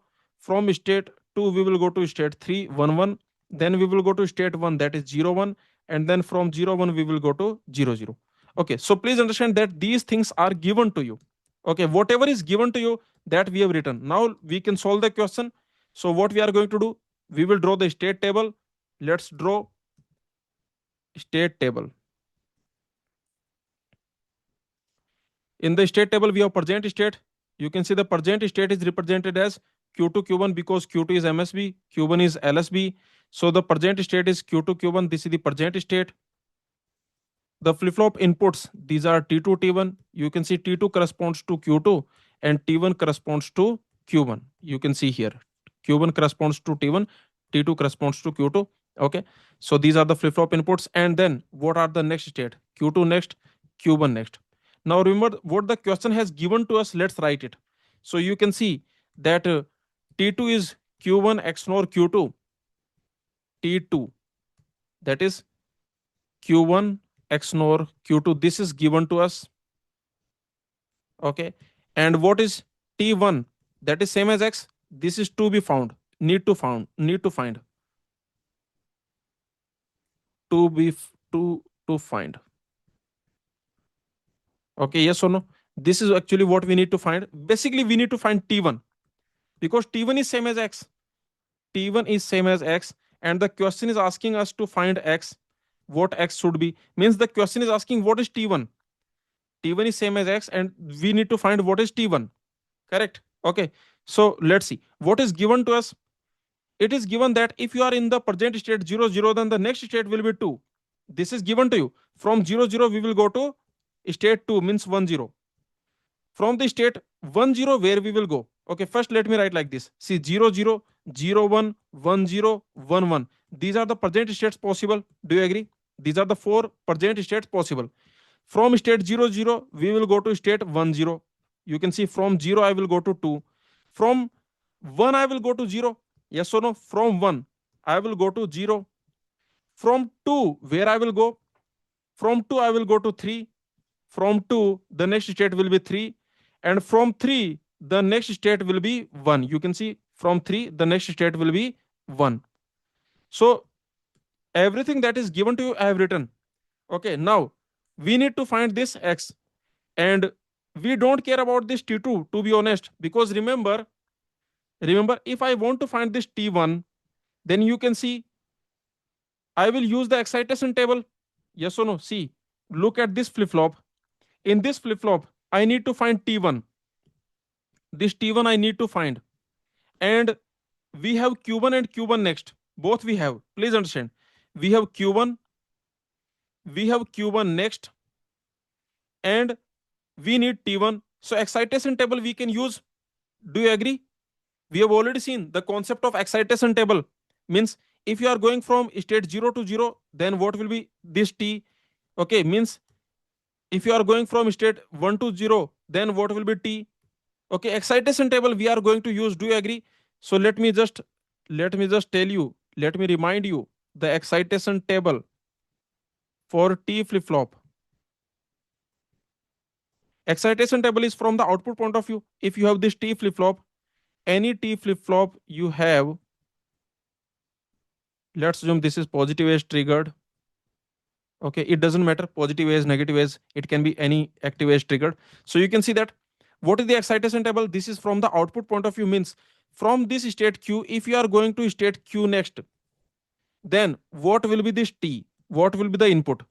Okay, to go from state q to q next, what should be the input t? So you can see if you are going from 0 to 0, or 0 to 1, or 1 to 0, or 1 to 1. Okay, if you are going from 0 to 0, then you can see t must be 0, because remember when t is 0, then the next state will be same as the present state. Here you can see the next state is same as the present state. It simply means t is 0. And remember when t is 1, then the next state will be complement of the present state. Here you can see complement is happening toggle. So here t should be 1. Here toggle means t should be 1. Here same next state is same as the present state, so t must be 0. You can see this is the excitation table. Correct? This same excitation table we can use here. So remember one thing, we don't care about t2, because to find this t1, we just use this q1 to q next excitation table we are going to use. From q1 you are going to q next, just use the excitation table and you write this t1 here. Okay, correct? So let's see here. You can see from 0, if I am going to 0, from 0 to 0, it means this t1 must be 0, because the state is not changing. When the t input is 0, then the state will not change. Next state will be same as the present state. You can see from 1 to 0, toggle means t1 equal to 1. From 0 to 1, toggle means t1 equal to 1. From 1 to 1, the state is not changing, so t1 equal to 0. Okay, that's it. That's it. Now we have this t1 column. We have this t1 column, so we can write it in terms of q to q1. Yes or no? If you want, you can draw this t2 also, that's fine. But I am just saying that we need to find what is this t1 equation. For this t1 flip flop, we need to find the input equation, because t1 equal to x, we need to find the x. So I can say we need to find this t1 equation. Okay, to find the t1 equation, we don't need this t2. This is what I'm saying. Okay, so now you can see we have this column t1 0 1 1 0. This is XOR, because this is in the standard order. This truth table is in the standard order 0 0 0 1 1 0 1 1. You can see we have 1 1 here. When q1 and q2 are different, then t1 will be 1. Otherwise, t1 will be 0. So from here, you can easily see. So from here, I can say that this t1, which is same as x, t1 which is same as x, this is basically XOR of q1 q2. This is the XOR of q1 q2. That's it. This is your answer. Very simple. Okay, so for this question, X will be XOR of Q1, Q2. Answer will be option D. I hope you understood. So we have done the complete analysis of this question. I hope you understood this question. Let's solve GATE CS 2011 question. Consider the following circuit involving three D-type flip-flop used in a certain type of counter configuration. Don't worry about counter. What is the meaning of counter? Don't worry about these fancy words. You can see this circuit is given to you, and this is a synchronous sequential circuit. Why? What is the reason? Because you can see the same clock signal is applying to all the D flip flop. There are three D flip flop here, and the same clock signal is applying to all the three D flip flop. So all the three D flip flop, all the flip flops are operated by the common clock signal. Okay, so this is a synchronous sequential circuit, and we already know how to do the analysis of synchronous sequential circuit, so we can solve this question very easily. The question is asking if all the flip flop were recently were reset at the power on. Okay, all the flip flop are initially 0. Okay, means initially the initial state is 0 0 0. What is the total number of distinct output or distinct states represented by PQR generated by the counter? Basically, if the initial state is 0 0 0, then what what sequence of states the circuit this circuit will go through? Okay, the initial state is given to you 0 0 0. Then basically what are the distinct states? What is the sequence of distinct states this synchronous sequence circuit will go through? And here you can notice that PQR. So here P is the MSB, because notice what is P? These are the outputs of these flip flop. For any flip flop, the output means the state of that flip flop. So you can see for this entire circuit, what is the state of this circuit? That is the flip flop output combination. So here you can see PQR. These are the flip flop outputs, and their combination is the state of this circuit. And you can notice this P. This is the MSB. It is given to you that P is the MSB and R is the LSB that is given to you. Now let's solve this question. So this is a synchronous. This is a synchronous sequential circuit. Okay. Now, how to do the analysis of synchronous sequential circuit analysis? What are the steps? The step number 1, we will write the flip flop input equation. For each flip flop, we will write the input equation. Then we will draw the state table. Now, notice one thing, that in this circuit, do we have any external input or any external output? No. You can see in this entire circuit, there is no external input, there is no external output, because the only inputs are the flip flop inputs. These are the flip flop inputs, these are the inputs, and we have flip flop outputs. Okay, so basically there is no external input, there is no external output. Okay, so you can see here that we will draw the state table, and there is no external input here, so forget about it. There is no external output, forget about it. So in the state table, we will have these columns: present state. Present state means flip flop output. You know, flip flop output represents the present state. So present state, then flip flop input, then next state. And what is the computation sequence? From the present state, we will calculate flip flop inputs, and then from these two, we will calculate next state. This is the computation sequence I have written here. Computation sequence. Okay, very simple. Now let's solve this. So first, let's write what are the flip flop input equations. Okay, so let's see. So the step number 1, that is we will write the flip flop input equation. Here the flip flop inputs, let me mark them. Here you can see D D D, 3 D flip flop you have, and here you can see for this D flip flop, you can see the output is P. So let me write it, this input, let me write it DP, let me write it DQ, let me write it DR. Okay.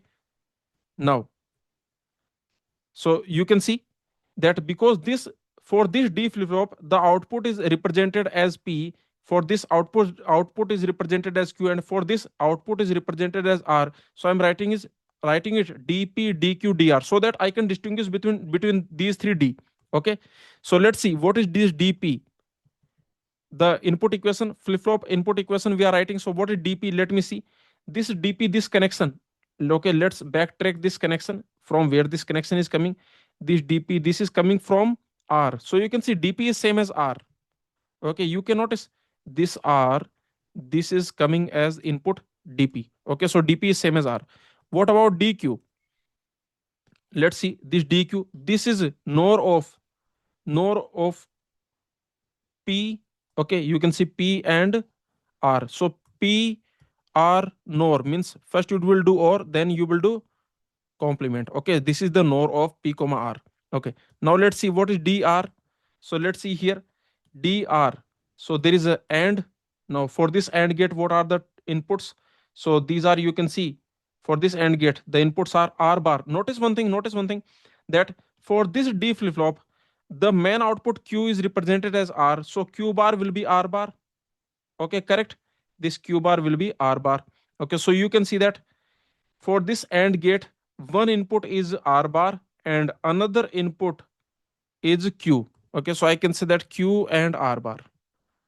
Okay, Q and R bar. That's it. So now we have the flip flop input equations. Flip flop input equations. Okay. Also, what we have? We have the MSB.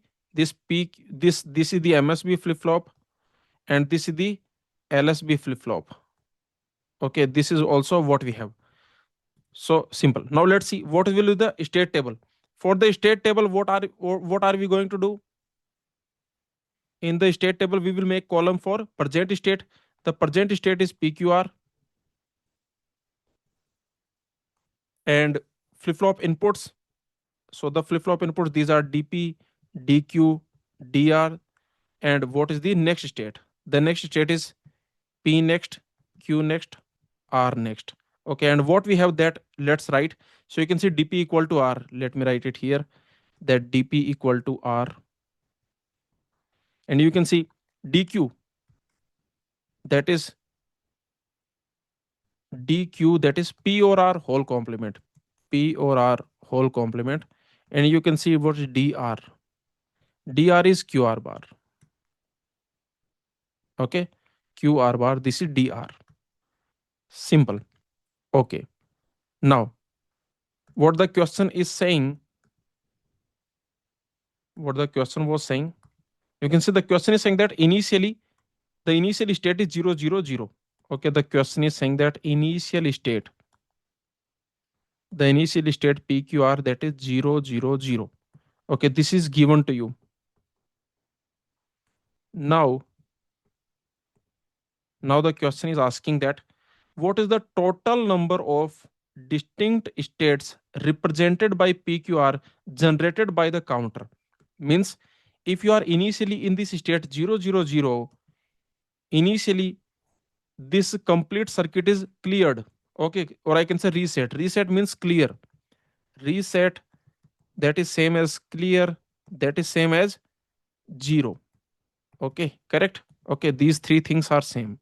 So you can see initially the entire circuit is reset, or I can say cleared. So it means that the state is 0, 0, 0, and we need to find what is the total number of distinct states this circuit will go through. Okay, so let's see this here. You can see initially PQR, that is 0, 0, 0, that is given to us. Now let's see. So from PQR, where we will go? Okay, so like this we will see. So let's see the state diagram also for better understanding. State diagram. Okay, so let's see here. From 0, 0, 0, tell me, we will calculate DP, DQ, DR, because I told you computation sequence that from this present state, we will calculate flip-flop inputs. This is the step number 1. Then from these two, I will calculate the next state. Okay, so now let's see. So what is DP? DP is same as R. So you can see this will be 0. You can see what is DR. DR, that is QR bar. Okay, so you can see QR bar, that will be 0. That is DR. And you can see what is DQ, that is P or R whole complement. P or R whole complement, so that will be 1. Okay, now let's see what will be P plus Q plus R plus. Remember, in the D flip flop, whatever is the D input, that will be the next state. Correct? Yes or no? Very simple. So remember, all the flip flop are D flip flop. So whatever is the D input, that will become the next state. So here you can say P next, that will be same as DP. Okay, you can see what is Q next, that will be same as DQ. What is R next, that is same as DR. So basically this as it is you can copy paste here, because in the D flip flop, whatever is your present input, whatever is the D input, that will become your next state or next output. Okay, very simple. We already know this. in the D flip flop lecture, we have already seen this, that in the D flip flop, whatever is your present input, whatever is your input D, that will become the next state or next output. Simple. Okay. So you can see from 0 0 0 state, we are going to 0 1 0. So PQR 0 0 0, from this state, if you start, then after one clock cycle or after one clock pulse or after one rising edge. Why rising edge? Because look at this circuit. In this circuit, you can see that all the D flip flop, these are positive edge triggered. Okay, all the D flip flop, these are basically positive edge triggered. So I can say that if this is your initial state 0 0 0, then after one rising edge or after one clock cycle or after one clock pulse, the next state, that will be 0 1 0. Okay, or I can say like this, that this is the state 0. From state 0, you are going to state 2. Okay, simple. Now let's see. If this is your present state, means from this state 0 1 0, where we will go, this is what I need to find. From state 0 1 0, after one clock cycle or after one rising edge, where we will go. Okay, so let's find that. So for that, I will assume that 0 1 0, this is the present state 0 1 0. Now let's see from this where I will go. Now you can see what is dp, that is same as r. Dp is same as r, so 0. What is dq, that is p or r. P or r whole complement, so that will be 1. Next, what is dr? This is qr bar. Qr bar, so that will be 1. Now you can easily see, because these are D flip flop, so next state will be same as the D input. Yes or no? Or I can say the D input, that will become your next state or next output. So I can say this 0 1 1, you can copy paste here. Okay, simple. Now let's see. So you can see from 0 1 0, the next state will be 0 1 1. Now from this 0 1 1, what will be the next state? So now you assume that this 0 1 1, this is the present state. 0 1 1, this is the present state. Now let's see what will be the next state. So let's see again. If this is the present state, what will be dp, dq, dr? Dp is same as r, so you can see it will be 1. Dq, that is p or r whole complement, so that will be 0. Dr, that is qr bar, so that will be 0. Now you can see, because these are D flip flop, so whatever is the D input, that will become your next state or next output. So this you can copy paste as it is here for the next state. Okay, so you can see from 0 1 1, I am going to 1 0 0. From 0 1 1, after one clock cycle, after one clock pulse, you will go to 1 0 0. Okay, from this state, the next state will be 1 0 0. Now let's see from 1 0 0 where I will go. So let's assume this 1 0 0, this is the present state 1 0 0. Let's consider this as the present state. So what is dp, dq, dr? Dp is same as r, dq is p or r whole complement, so that will be 0. You can see what is qr bar? Qr bar, that will be 0. Now you can see, because these are D flip flop, so the next state, the next output will be same as the D input. So I can say this D input, you can copy paste in the next state or next output. So you can see that from 1 0 0, I am going to 0 0 0. From 1 0 0, you will go to 0 0 0 after next clock pulse. Okay, so I can say if you are in this state 1 0 0, then after one rising edge or after one clock pulse or after one clock cycle, basically the next state will be 0 0 0. Okay, so now this is the loop, I can say. So if you are in this state 0 0 0, if you are in this state 0 0 0, then basically the circuit will go through these states. Okay, are you getting my point? Initially we are in this state, so the circuit will go through these states. It will keep going like this, from state 0 to state 2, then state 3, then state 4, then state 0, state 2, state 3, and so on. Okay, you can say like this is state 0, let's call it state 2. This is 0 1 1 means state 3, and 1 0 0 means state 4. So it's like this, 0 2 3 4, 0 2 3 4, 0 2 3 4, like that. Okay, so basically the circuit will keep going through these states only. So total, how many distinct states the circuit will keep going through? That is 4. Yes or no? Means the circuit will go through 4 distinct states. That's it. These are the 4 distinct states through which the circuit will keep going on. Okay, so the answer will be what? The question is asking, if initially the flip flop are reset, then what is the total number of distinct outputs or distinct states represented by PQR generated by this circuit? So the answer will be 4. Okay, and the sequence you already know, that from the state 0 you will go to state, what was that, state 0 to state 2340, 0234, 02340, 02340. Okay, so this is basically the state diagram, I can say. This is the state diagram. Okay, so the answer will be option B. I hope you understood this. Let's solve gate CS 2015 question. A positive edge triggered D flip flop is connected to a positive edge triggered JK flip flop as follows. The Q output of D flip flop is connected to both the JK inputs of JK flip flop, and the Q output of JK flip flop is connected to the D input of D flip flop. Initially, the output of D flip flop is set to logic 1 and the output of JK flip flop is cleared. Cleared means reset means 0. So let me tell you the first point here, what this word means, this cleared. So you can see this clear, this is same as reset, and this is same as 0. Means initially the output of JK flip flop is 0. Okay, simple. Now the next, which one of the following is the bit sequence including the initial state generated at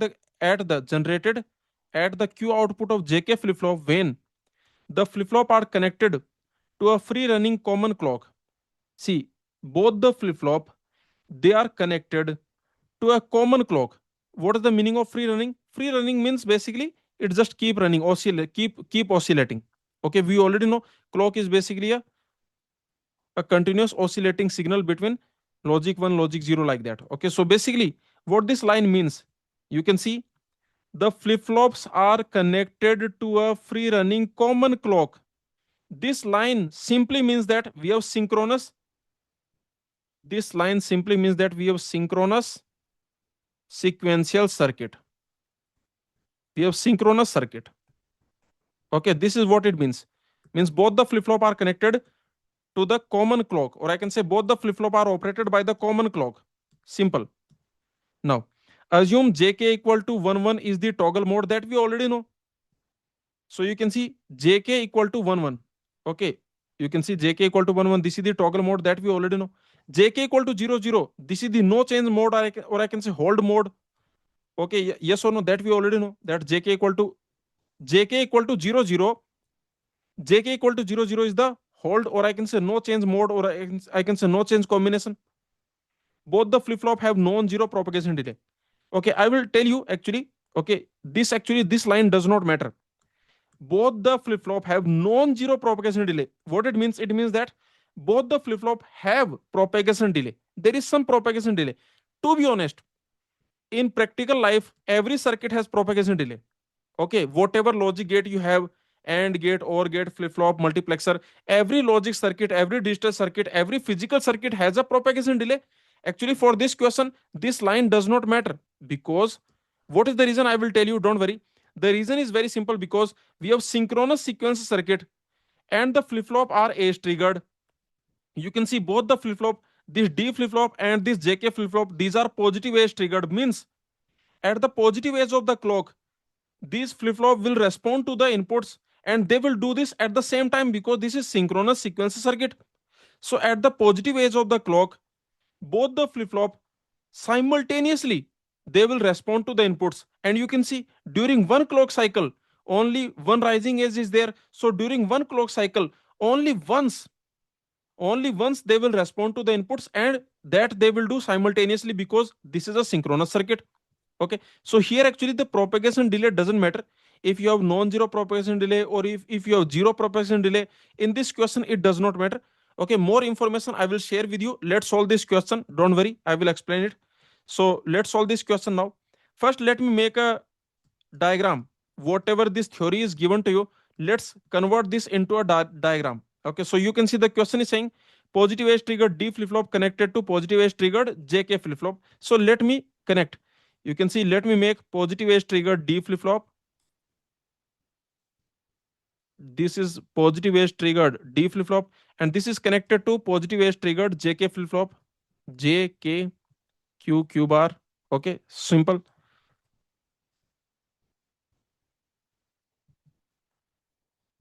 Okay, and you can see both are positive edge triggered and synchronous circuit we have. Both are positive edge triggered and synchronous circuit. So you can see both are connected to common clock that is given to you. Okay, so this is the common clock. Simple. Now, what this question is saying, it is saying that the Q output of D flip flop is connected to both JK input of JK flip flop. This Q output of D flip flop, this is connected, remember, to JK input, to JK input of JK flip flop. This is given in the question. Okay, next, the Q output of JK flip flop is connected to the input of D flip flop. The Q output, this Q output of JK flip flop, this is connected to D input, or I can say input of this D flip flop. This is given to you. What else is given? Initially, the output of D flip flop is set to 1 and output of JK flip flop is 0. So initially, this is given to you that initially this is 1, initially this is 0, this is given. What else is given? Which of the following is the bit sequence including the initial state generated at the Q output of JK flip flop? Remember, the question is interested only in this output sequence. Okay, the output sequence of JK flip flop, this is what the question is interested. Simple. Now, next you can see this extra information is given to you. JK equal to 1 1, that is toggle combination, we already know. JK equal to 0 0, that is the hold combination or no change combination, that we already know. Okay, so that's it. This is the entire question. Simple. Now let's see here. Now in this question, actually you can assume any of them, you can assume MSB, any of them you can assume LSB. For this question, it does not matter. What is the reason? Because the question is interested only in this output sequence. Okay, for the JK flip flop, what is the output sequence? This is what the question is asking. So basically, you can assume any of them, you can assume MSB, you can assume any of them LSB. Okay, let me assume that this is the MSB and let me assume that this is the LSB. Remember, the answer will not change. If you assume this as LSB, if you assume this as MSB, the answer will not change because the question is interested only in this output sequence of the JK flip flop. This is what the question is asking. Okay, so everything we have now. Now we can solve this question very easily. This is a synchronous sequence circuit, and we already know how to analyze the synchronous sequence circuit. What we are going to do? First, we will write the flip flop input equations. Then we will draw the state table, present state, flip flop inputs, and next state. And this is the computation sequence. From the present state we will calculate flip flop inputs, then from these two we will calculate next state. This you already know, many questions we have done. So let's solve it. Now here, first let me write the flip flop input equation. What that will be? Here you can see that this D, this is same as Q. Okay, let me write it, Q1, let me write it Q0. Okay, so that I can differentiate. Okay, let me write this as Q1, this as Q0.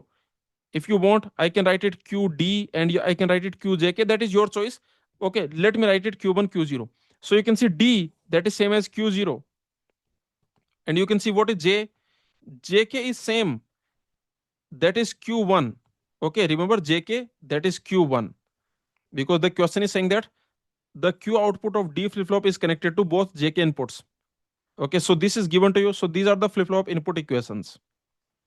These are the flip flop input equations. Okay, now what we will do, we will make the state table. So let's draw the state table now. In the state table, present state, I am assuming that this is MSB, this Q1 is MSB and Q0 is LSB. So present state of the circuit. State of the circuit means flip flop output combination. So this Q1, Q0, this is basically the present state. So I can say Q1, Q0, this is the present state. The flip flop inputs, these are, you can see D corresponding to Q1, this is D, and corresponding to Q0, that is JK. And you can see what is the next state, Q1 next, Q0 next. Okay, what we have, let me write it here, that D is basically same as Q0 and jk both are same. J and k both are same, and they are equal to q1. Okay, so very simple. Now what the question was saying, initial state is given to you, correct? The initial state, that is, this is given to you, that initial state that is q1 q0, that is 1 0, this is given. So initial state is 1 0. Okay, now we can solve this question very easily.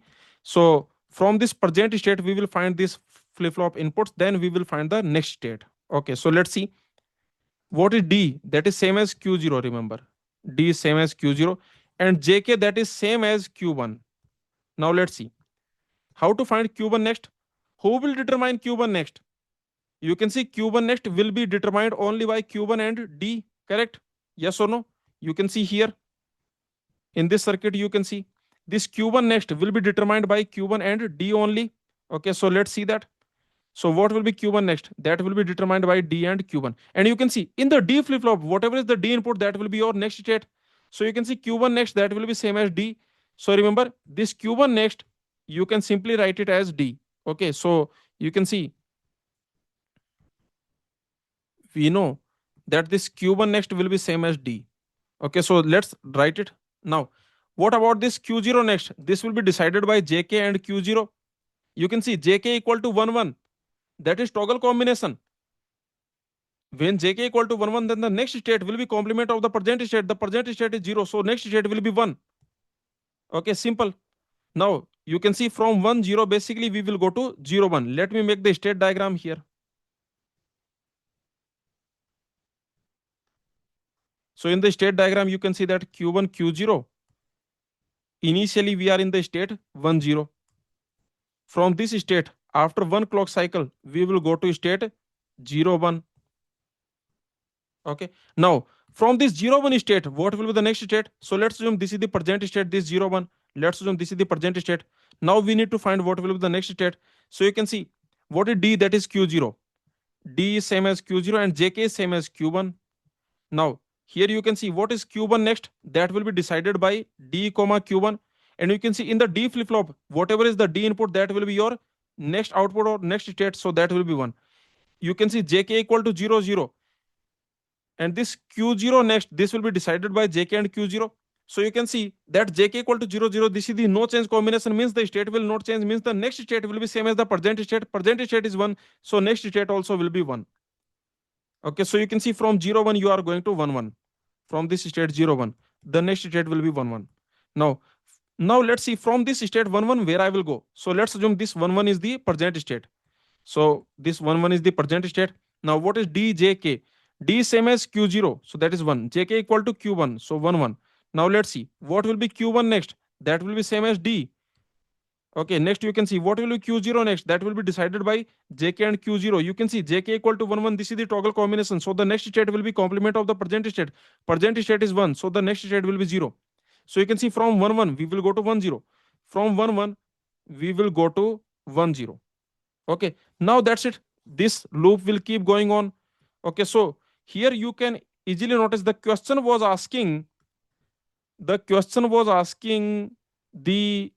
bit sequence. Read what the question is actually asking. The question is asking the bit sequence including the initial state generated at the q output of jk flip flop. So please understand what this question is actually asking. Question is simply asking the q output sequence of jk. Okay, means the output sequence of jk. The output sequence of jk flip flop. This is what the question is asking, including the initial state. So here, what is the output of jk flip flop? For the jk flip flop, the output is q0. So the question is simply asking the q0 sequence. Okay, so here from here I can say this q0 sequence, what that will be, because what is this q0? This is the output of jk flip flop. Okay, and its sequence the question is asking. So you can see including the initial position, initially you are here. So I can say basically we just need to focus on q0. Okay, you can see initially we are in 0, then we will go to 1, then we will go to 1. You can see 0 1 1, then 0 1 1, then 0 1 1, and so on. 0 1 1, then 0 1 1, then 0 1 1, then 0 1 1, and so on. Okay, that's it. This is your answer. So here you can see answer will be 0 1 1, 0 1 1, and so on. Answer will be option A. So simple question, I hope you understood. Now let me tell you about this last line.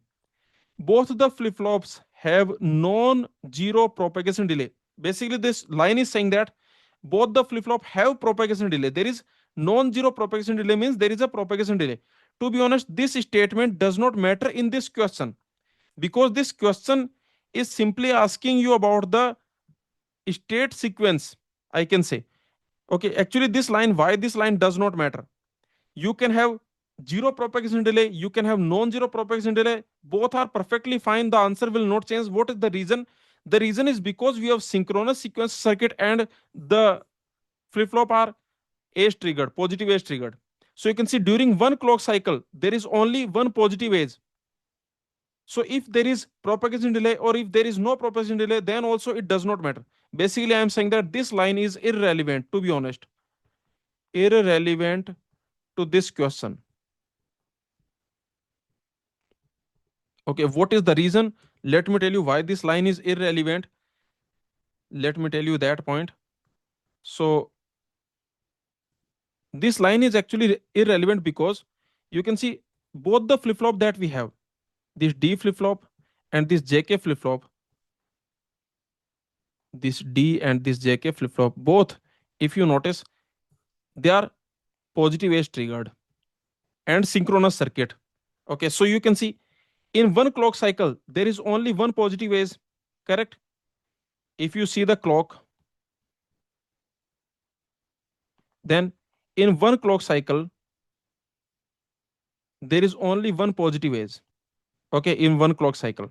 So here, what is the propagation delay?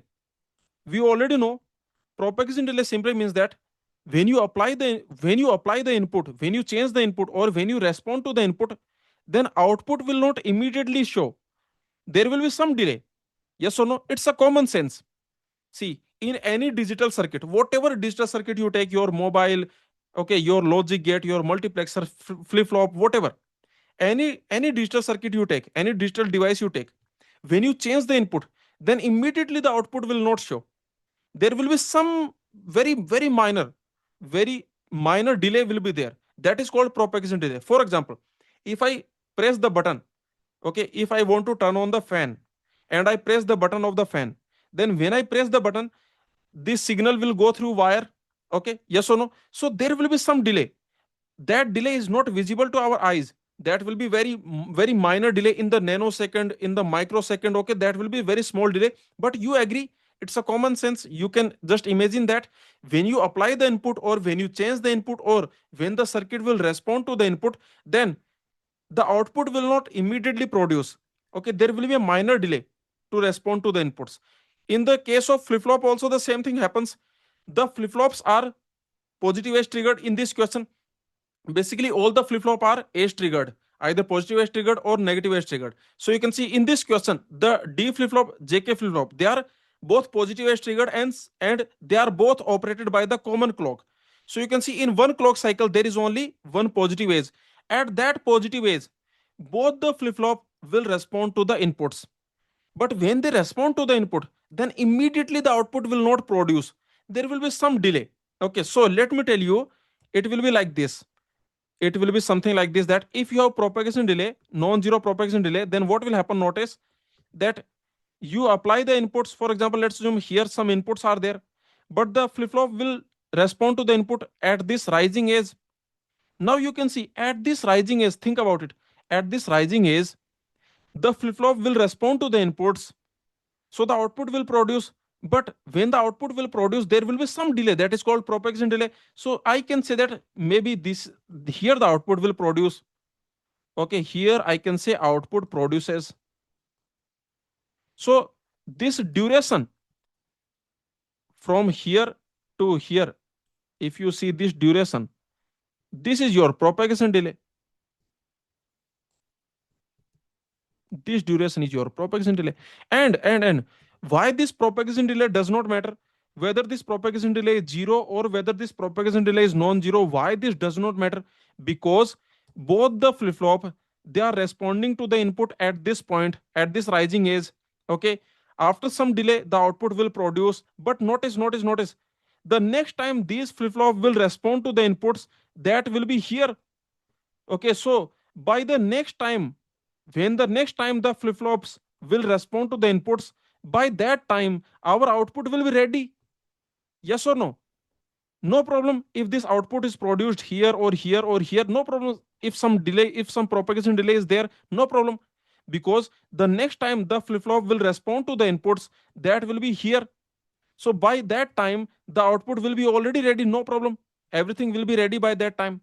Okay, so this is the point. I hope you understood that whether propagation delay is there or whether the propagation delay is not there, propagation delay is zero or non-zero, this does not matter for this question, because both the flip flop, all the flip flop are age triggered, or I can say positive age triggered, and they are operated by the common clock signal. And in this clock signal you can see in one cycle there is only one positive age. At this positive age all the flip flop, they will respond to the inputs, but the output will not produce immediately, there will be some propagation delay, but that's fine, because the next time the flip flop will respond to the inputs, that will be here. By that time everything will be ready, so there is no problem. Okay, I hope you understood. So you can see from the state point of view, because the question is asking you the state sequence, from the state sequence point of view nothing will change whether you have propagation delay or not. Okay, yes or no? Okay, because here you will find what is the next state, then here you will find what is the next state, then here you will find what is the next state. So the the state sequence will not change because of this propagation delay, whether it is zero or non-zero, it does not matter. I hope you understood. Okay, so remember this propagation delay, this does not matter in this question, whether it is zero or non-zero, this does not matter in this question. The reason is very simple, because the circuit is synchronous sequential circuit, and all the flip flop, they are basically positive edge triggered, so they will respond to the inputs at the same time and only once in a clock cycle. Okay, so there is plenty of time to produce the output, and there is plenty of time for everything to be ready. Okay, before the next rising is, there is plenty of time, everything will be ready again, and then at the next rising is, the next output or the next state will be produced. Okay, so that's it. I hope you understood.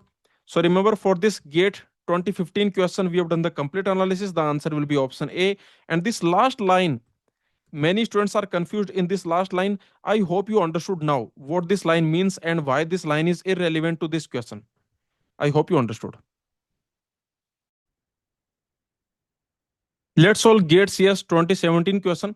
Consider a combination of T and D flip flop connected as shown below.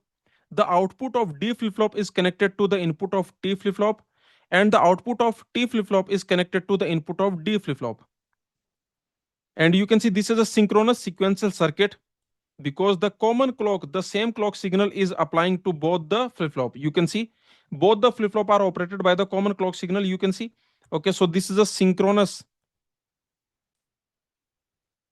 This is a synchronous sequential circuit. This is the first thing. You can see both the flip flop, they are positive edge triggered. You can notice. Next, you can see initially both Q0 Q1, they are set to 1. Initially Q0 Q1 both are 1 before the first clock cycle. Then the output Q1 Q0 Q1 Q0 after third cycle and after fourth cycle. Here tell me one thing, Q1 Q0, which of them is MSB, which of them is LSB? Here you can easily see that the options are saying, Q1 Q0 Q1 Q0. So here basically this Q1 is the MSB, this T flip flop, this is the MSB flip flop, and this D is the LSB flip flop. Okay, so you can see here basically this Q1 is the MSB, and this Q0, this is the LSB. Simple. Okay, now the question is saying that the initial state is Q1 Q0 equal to 1 1. Okay, before the first clock cycle.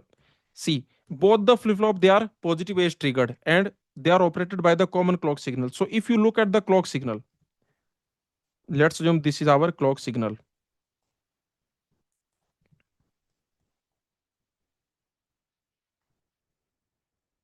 Now you can see the question is saying initially before the first clock cycle.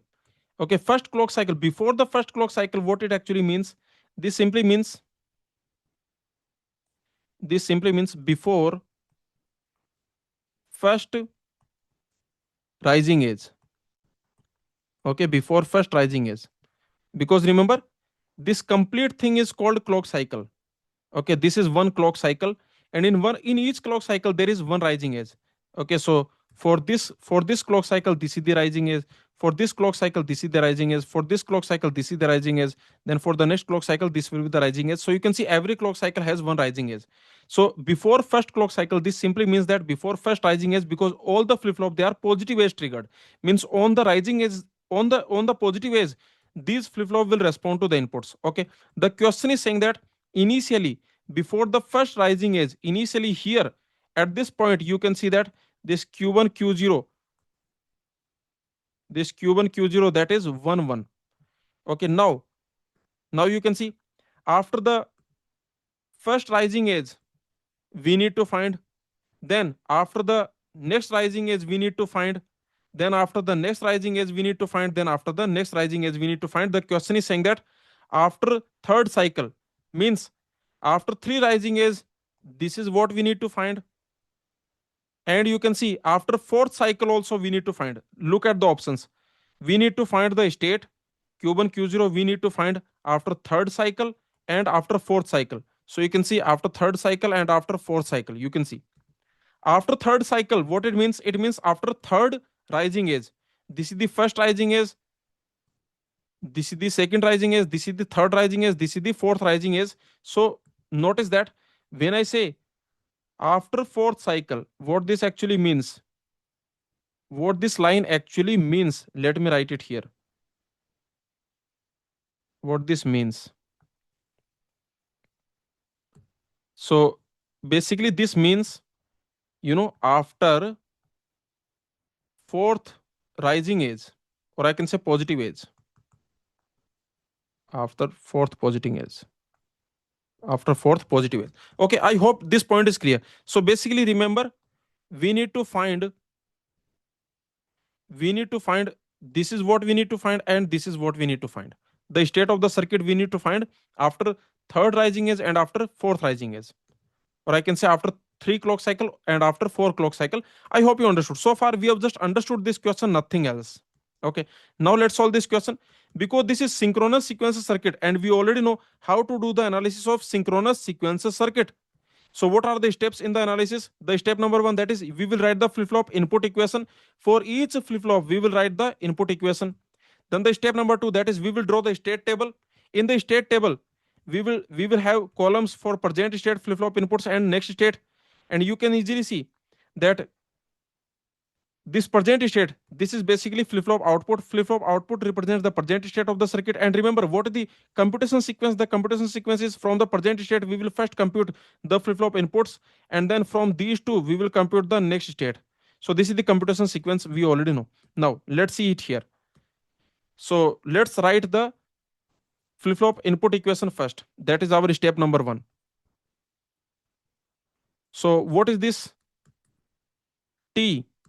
For this T flip-flop, basically what is this T? Means flip-flop input equation I am writing. So what is this T? This T is same as Q0. You can see this Q0, this is connected to T. And what is this D? This D is same as Q1. That's it, very simple. And what we have assumed, actually we did not assume, this was given to you. Q1, Q0 means Q1 is MSB, Q0 is LSB.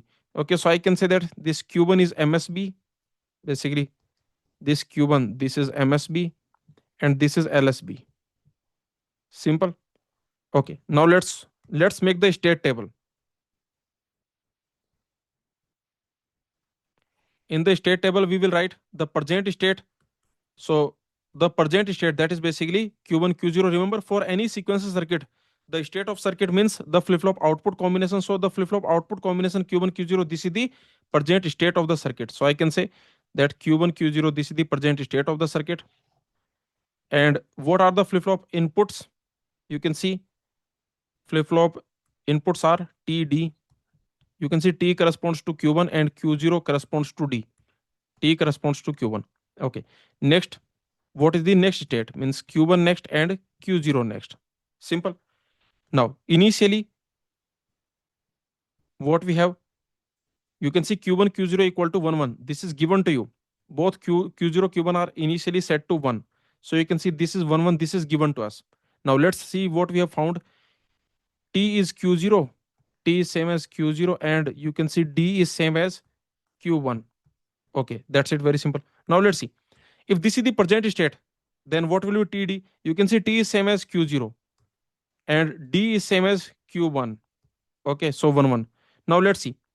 What will be q1 next? Remember, q1 next will be decided by q1 comma t, correct?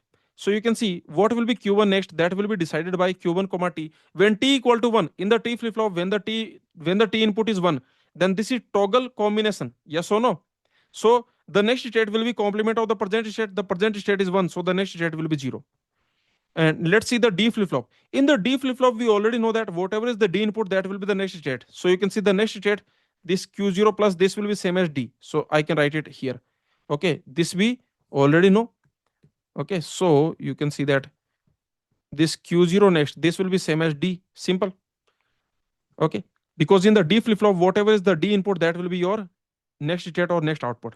Now, so you can see from state 1, 1, we will go to 0, 1. Let me make the state diagram. So for better understanding, let me make state diagram.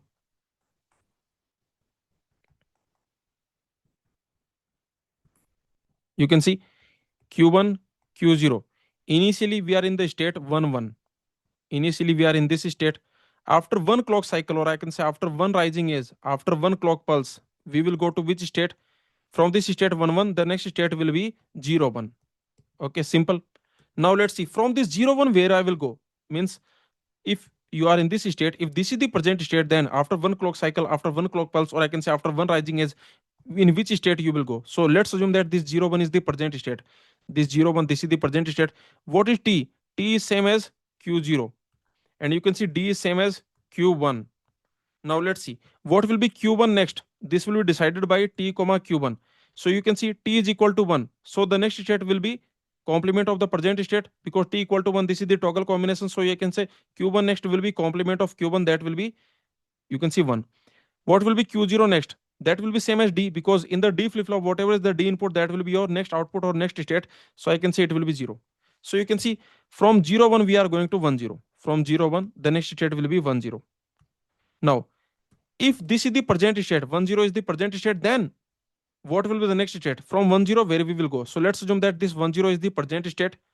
Now, you can see what is T, that is same as Q0. And what is D, that is same as Q1. D is same as Q1. So it will be 1. Now, you can see what will be Q1 next? That will be decided by T comma Q1. When T is 0, in the T flip flop, when the T input is 0, then the next state will be same as the present state. Yes or no? So I can say this Q1 next will be same as Q1.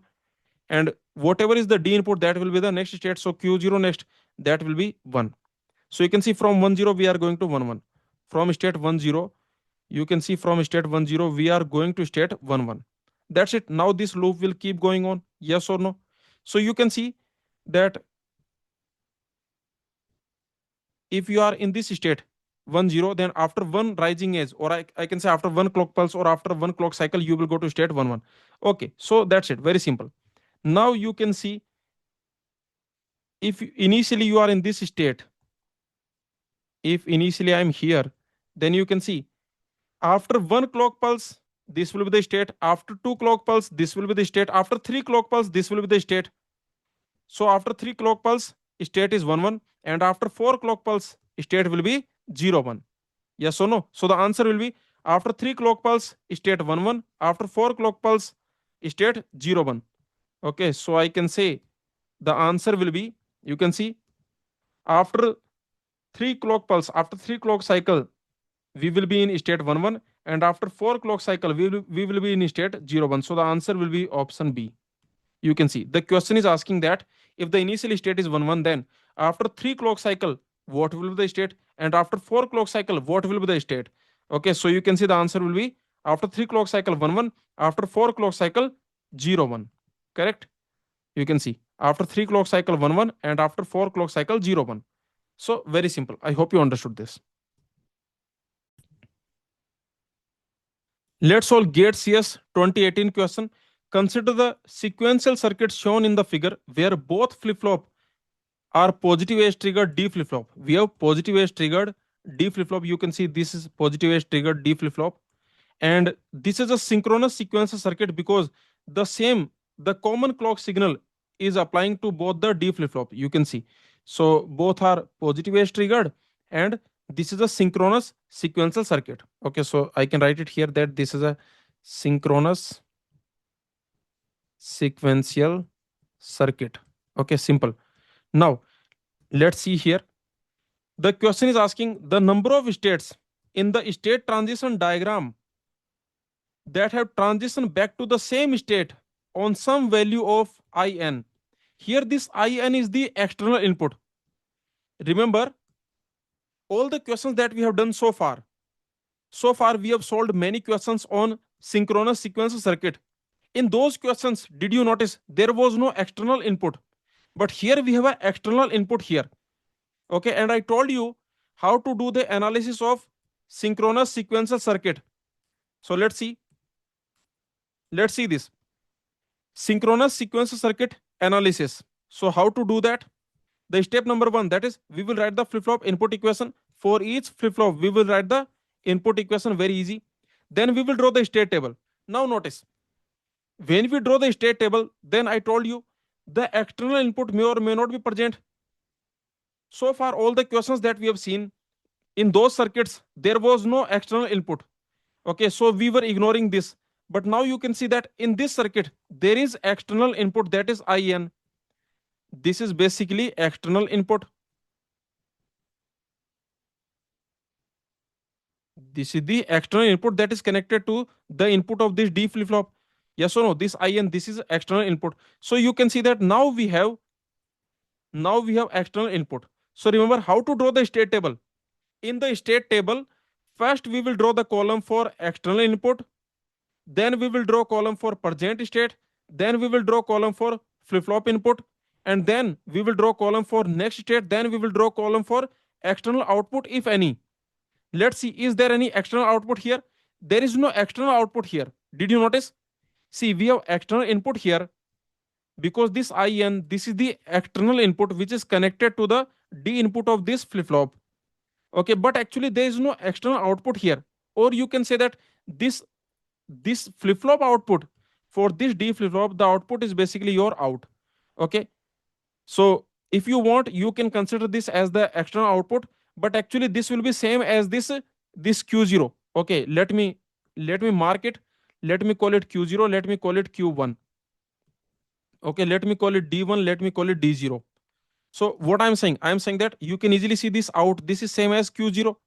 Okay, so I can say that here, if you already have this Q0 column, then this out will be same as that column. Okay, so here the important point is that we have external input here. Okay, so remember, when we have external input, then how to draw the state table? First we will draw the column for external input, then present state, then flip-flop input, then next state. Then we will construct the state diagram if required. In this question, we need to draw the state diagram because the question is simply asking that in the state diagram, which state will have self loop basically. Okay, this is what the question is asking. You can see in the state diagram, which state has transition back to itself, means there is a self loop. How many states have self loop? This is what the question is asking. So we need to draw the state diagram also. Okay, now let's see what the computation sequence. The computation sequence I have written here. You can see from this external input and present state, from these two we will calculate this flip-flop input. This is the computation 1. Okay, you can see this computation sequence I have written here, that from the external input plus present state, from that we will find the flip-flop input.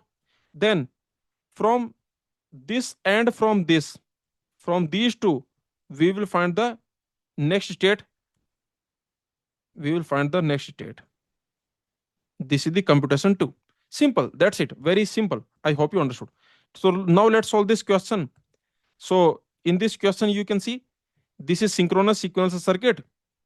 This external input in and D1, Q1, okay, everything we have written here. Now let's see what is the step number 1. That is, we will write the flip-flop input equation. So let's see. I'm assuming this is D1, this is D0 to distinguish between these two. So let me call it Q1, let me call it Q0. Okay.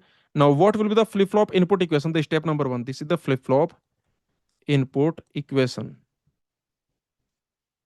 So here you can see this D1, this is same as the IN. Okay. And you can see what is this D0. This is same as Q1, D0 is same as Q1. Simple.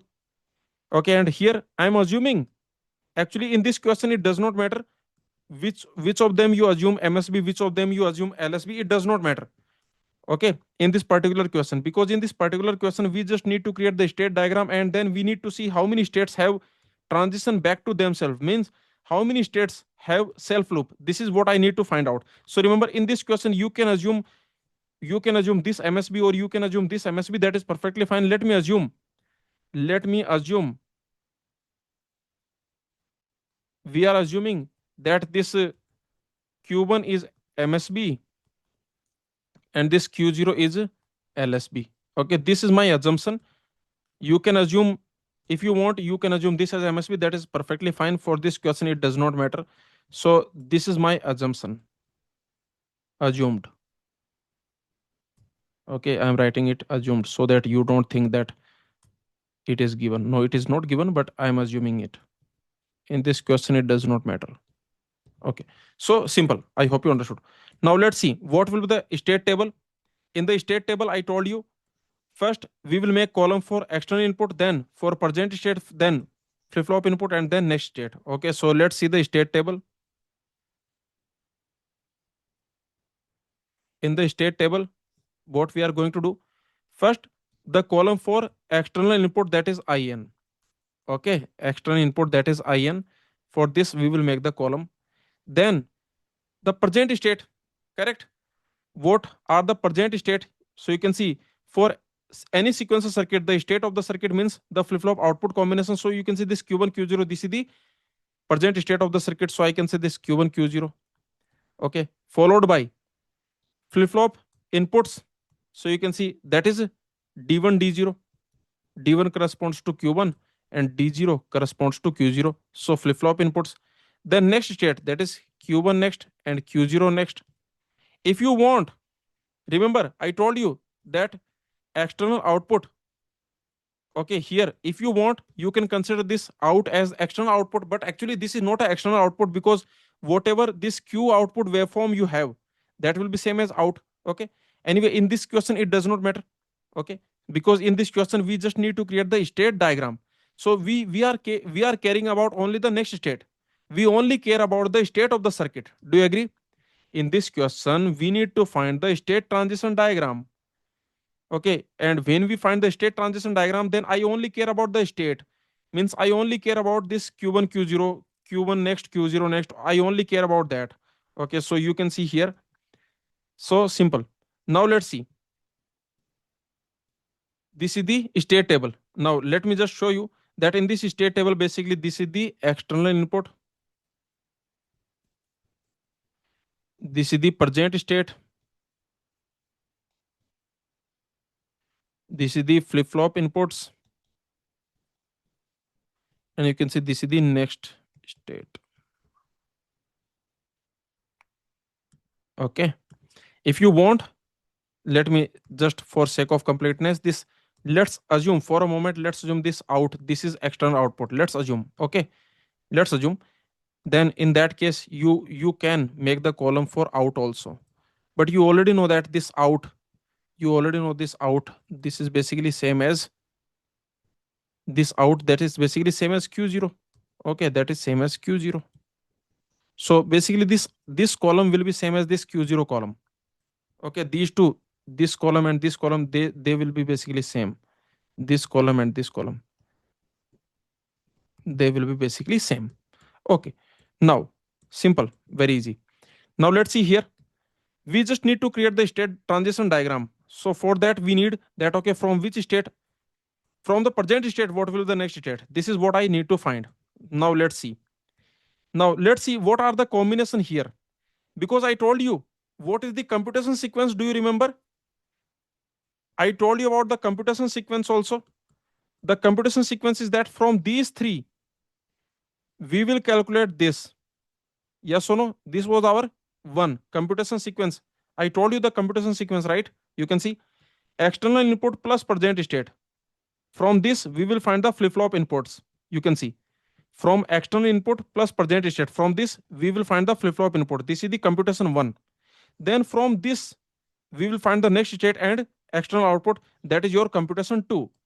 Okay, yes or no? So now let's focus on the computation one. So you can see first from this external input plus present state. From this, we will find the flip flop inputs. So this is the computation one. I can say this is the computation one. And then from this entire thing,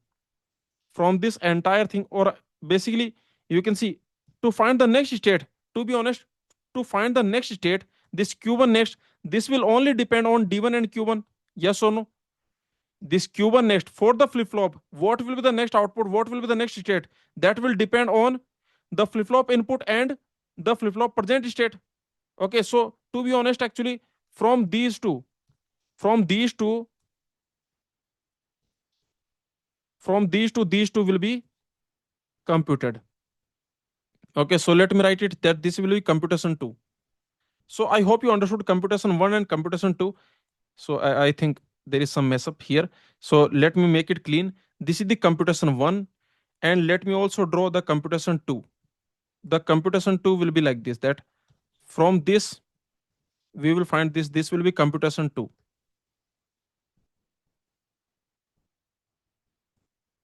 Okay, simple, because you already know that this Q1 next, this will depend on what? This will depend on D1 and Q1. Similarly, this Q0 next, this will depend on what? This will depend on D0 and Q0. Okay, remember this Q0 next, this is same as, I can also write it Q0 next, or I can write it Q0 plus, I can write it Q0 next. These are basically same things. Okay, so that's it. I hope you understood. So I can write it Q0 plus so that there is no confusion. Okay, now let's see. So what I need to do, the computation one, that is from these three, means external input plus present state. From these, I need to find this flip flop input. So what are the combinations? Let's write all the combinations. Okay, yes or no? Because this computation one we are doing now. Now we are doing the computation one, means from these three, these two I need to find. Okay, from these three, these two I need to find. So for that, you can see what are the possible inputs here. The question is, remember not one thing, that the initial state is not given to you. Okay, because the question is asking the entire state diagram. If the question is asking you the entire state diagram, then it simply means that for every possible present state, what will be the next state? This is what the question is asking. For any possible present state, you write all the possible present state, then you find what will be the next state, because the question is asking the entire state diagram. For every possible present state, what is the next state? This is what the question is asking. That is the reason you can see there is no initial state given to you. Okay, because for this question we don't need initial state, because we need to find the complete state transition diagram for every present state. What is the next state? Okay, so now let's see. So you can see for this IN Q1 Q0, what are the possible present situation, or I can say what are the possible combinations? This is the external input and this is the present state. What are the possible combinations? This external input can be zero. Yes or no? When this external input is zero, then this present state can be 0 0. This is the present state and this is the external input. So you can see when external input is 0, then the present state can be 0 0, or the present state can be 0 1, or the present state can be 1 0, or the present state can be 1 1. So this is the situation when external input is 0. If external input is 1, then present state can be 0 0, it can be 0 1, it can be 1 0, it can be 1 1. Okay, now let's find. So you can see these are the possible combinations for external input and present state. The external input can be either 0 or it can be 1. When external input is 0, then present state can be these four. And when external input is 1, when external input is 0, these are the possible present states. And when external input is 1, then these are the possible present states. Okay, simple. The point is simple, that for these three, because these are the three inputs here, I can say, Okay, from the truth table point of view, because these are the three input columns, so 8 combinations are possible. We have written all the 8 combinations. Now let's find what is the d1 d0. Already we have found that d1 is same as in and d0 is q1. Okay, you can see d1 is same as in and d0 is same as q1. This we have already found. Correct? D1 is in, d0 is q1. D0 is q1. Okay. So now you can see what is d1. D1 is same as in. So this in I can copy paste here. This in I can copy paste here because d1 is same as in. And you can see d0 is same as q1. This d0, this is same as q1. So this q1 column I can copy paste here. I will get d0. Okay, so you can see 0 0 1 1 0 0 1 1. Now what I have? I have d1 also, d0 also column. Now let's see what is the q1 next and q0 next. That is our computation 2. This was our computation 1. Now let's see what will be the computation 2. The computation 2 will be that from this we will find this. Correct? This is the computation 2.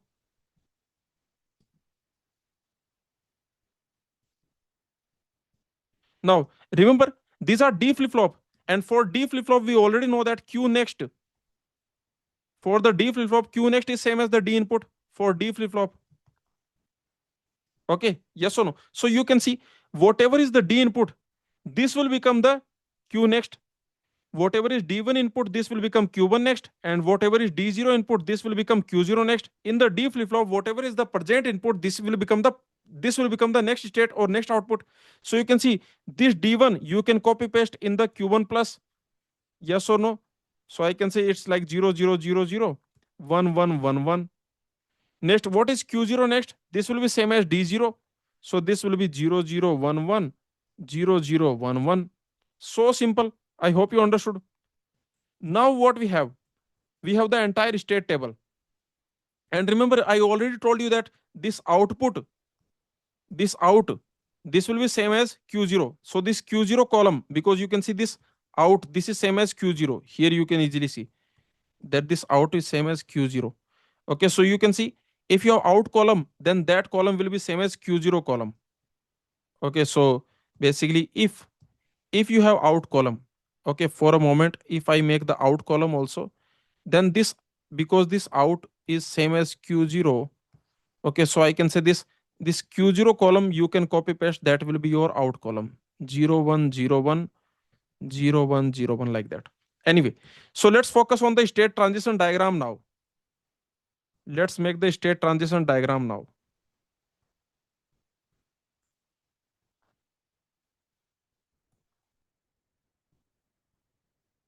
State diagram.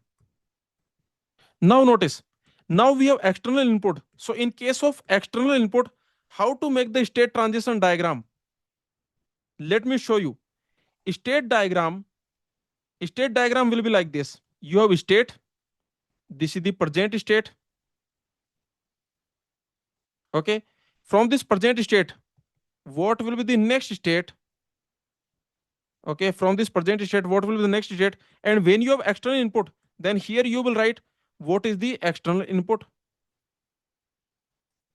Means that from a present state, if you are going to this next state, then what external input is taking you from this present state to next state?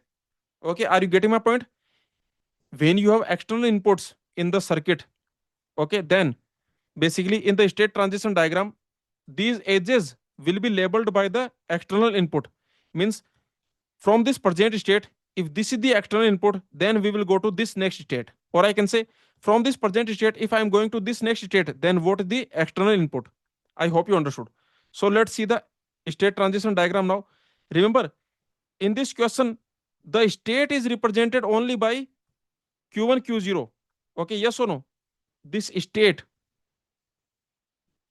is state is, remember, this is represented by flip flop outputs only. State is simply flip flop outputs combination. So here in this question, it will be simply Q1, Q0 only. Okay. Don't include this entire like IN Q1, Q0. Don't say, okay, because this Q1, Q0, this is the state. Okay. So now let's see Q1, Q0, this is the state. And let's make the state transition diagram. If you are in this state 0, 0, then where you will go? Okay. What are the possible states? The possible states are 0, 0, 0, 1, 1, 0, 1, 1. Okay. We will see that. So let's see here. You can see if you are in this state 0, 0, then where are you going? Look at this state. If you are in this state 0, 0, then what is the next state? In this state 0, 0, from this state 0, 0, if the input is 0, then the next state is 0, 0. So it's like this, that from this state 0, 0, if the input is 0, if the input is 0, then you will go to state 0, 0. Simple. Now let's see. From the state 0, 0, remember, from the state 0, 0, if the input is 1, then the next state will be 1, 0. From the state 0, 0, if the input is 1, if the input is 1, then the next state will be 1, 0. Next state will be 1, 0. Simple. I hope you understood. So you can see this is how we are making the state diagram, state transition diagram, that from present state on this external input, what will be the next state. Okay, so I hope you are getting the point. Now let's see the next. From state, let's consider this state 1, 0, because now you can see so far we have this state 0, 0 and state 1, 0. So let me consider the state 1, 0 now. You can see from state 1, 0, this is state 1, 0, this is state 1, 0. From state 1, 0, if the input is 0, I will go to 0, 1. From state 1, 0, if the input is 0, then I will go to state 0, 1. From the state 1, 0, if the input is 1, then I will go to state 1, 1. From 1, 0, if the input is 1, then I will go to state 1, 1. Okay. Now let's see from this state 0, 1 where I will go. So you can see from state 0, 1, if the input is 0, then I will go to state 0, 0. So from 0, 1 on 0, I will go to 0, 0. From 0, 1 on input 0, I will go to 0, 0. Correct? From 0, 1 on input 0, I will go to 0, 0. You can see from 0, 1, if the present state is 0, 1 and the input is 1, then I will go to 1, 0. So from 0, 1 on 1, I will go to 1, 0. From 0, 1 on 1, I will go to 1, 0. Now let's see. From state 1, 1, where I will go. So you can see from state 1, 1, this is state 1, 1, this is state 1, 1. On 0, I will go to 0, 1. From state 1, 1, on 0, I will go to 0, 1. From state 1, 1, on 0, I will go to 0, 1. Okay. From 1, 1 on 0, 0, 1. And from 1, 1 on 1, I will go to 1, 1. On 1, I will go to 1, 1. Okay. That's it. I hope you understood. Remember these inputs, these are basically IN. These are simply IN, means if IN is this. Okay. If IN is this. So like this. I hope you got it. So this is the state diagram. Did you understand this? Let me know. See, you can easily notice that in the state diagram, the nodes, the vertices, the nodes, the circles, they are made of state. Okay, so remember, inside a circle, inside the node, we will write only the state. And on the edges, on the directed lines, means on the edges, we will write the external input and external output. If there is external output, then that also we will write. Means we will write external input and external output. So here, for example, you can see this is the external input and you can see this is the external output. Okay, here actually these are external inputs and external outputs. I hope this point is clear. So the state diagram, is that clear? You can see, look at this state diagram. For example, if you are in this state 1, 0 and if input is 1, then you will go to state 1, 0 and the output will be 0. Like this you can interpret. Read this. See, look at this. If the present state is 1, 1 and if the input is 0, then you will go to state 0, 0 and the output will be 1. From this state 1, 1, if the input is 1, then you will go to state 1 0 and the output will be 0. Look at this state 0 1. If you are in this state 0 1 and the input is 1, then you will go to state 1 1 and the output will be 0. I hope you understood this point. This explanation is written here. For example, if you are in the state 0 0, if you are in this state 0 0 and the input is 0, in this state 0 0, if the input is 0, then you will go to state 0 0 and the output will be 0. From the state 0 0, if the input is 1, if the input is 1, then you will go to state 0 1, you will go to state 0 1 and the output will be 0. Okay, I hope you understood. So remember, we have drawn the state diagram. Now what the question was asking? The question was asking that how many states are there which have transition back to themselves for some value of in. See, read the question. What was the question? Read this last line of the question. In the state transition diagram, what is the number of states that have a transition back to same state on some value of in? Okay, means in the state transition diagram, how many states are there which have at least one self loop, on some value, means at least one value of in. So the question is simply asking how many states have at least one self loop. So you can easily see that this state 0 0 has a self loop. On this input 0, this is going to itself, and this state 1 1, this also has a self loop. On the input 1, this is going to itself. You can see this state 0 1, this has no self loop. Basically, from the state 0 1, whatever input you take, in can be 0 or in can be 1, this 0 1 will never go to itself. Similarly, there is no self loop on the state 1 0, because from this state 1 0, there is no input value, means there is no in value such that this 1 0 will go to itself. Okay, yes or no? But you can see this 0 0, this is going to itself on in equal to 0. This 1 1, this state 1 1 is going to itself on in equal to 1. So there are two states which are going to themselves on some in value. So the answer will be 2. Okay, so you can see the number of states which are going to themselves on some in value. So that answer will be 2. And what are those states? Basically, such states, what are those? You can see such states are 0 0 and 1 1. Okay, so that's it. This is the complete analysis of this question. This question is actually interesting. The reason is because there is external input here. Okay, so I wanted to take at least one question which contains external input. So I hope you understood the analysis of this type of synchronous sequence circuit which has external input. When you have external input, nothing you have to do. In the state table, you will make first column for the external input, then the second column for the present state, then the next column for the flip-flop input, then the next column for the next state. Okay, and the computation sequence, I told you that external input plus present state, using them we will determine the flip-flop inputs, and then with help of present state and flip-flop input we will determine the next state. Okay, yes or no? The computation sequence we have seen, the state table, how to draw that we have seen, how to draw the state diagram that we have seen, the complete analysis of this question we have done. I hope you understood. So this is enough for this session. A lot of questions we have solved, and in the next session we will continue. We will solve the remaining gate PYQs on synchronous sequencer circuits. And also the remaining topics now we will start, counter, register, Mealy machine, Murray machine, finite state machines. So these topics, the remaining topics, now we are going to start. Okay, I just wanted to make you feel confident in the sequencer circuit. That is the reason, after studying latches, SR latch, S bar, R bar latch, and flip flop, minimum amount of concepts we studied.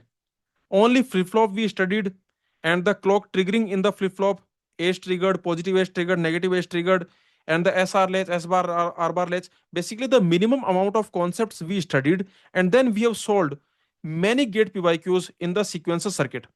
I hope you are feeling confident, and that is our target, that you must feel that sequencer circuit is the most easy topic. Now what we will do, now we will continue these gate PYQs. There are many remaining gate PYQs from the synchronous sequencer circuit.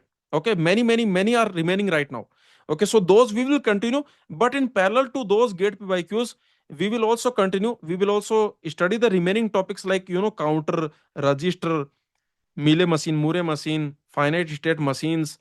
Okay, all these concepts also we will study. So by the end of the gate PYQs, all these topics also will be completing in the parallel. Okay, so thank you everyone. By the end of this complete sequencer circuit, I promise you one thing, that in the entire digital logic, this will become your favorite topic. Not Boolean algebra, not combinational circuit, not number system. This sequencer circuit will become your favorite topic in this entire digital logic. Maybe, very few students can say that the sequencer circuit topic they like, or you will be saying that it is your favorite in the entire digital logic, and that kind of confidence I want to build. Okay, so we will continue in the next session. Okay, thank you everyone. Please share your feedback. Please put a comment. It will encourage me. Okay, it will let me know whether you are getting the point or not, whether you are understanding every question or not, are you feeling confidence in this sequencer circuit or not. Okay, so please put one comment, please share your feedback, please share your review in the comments. Okay, thank you everyone.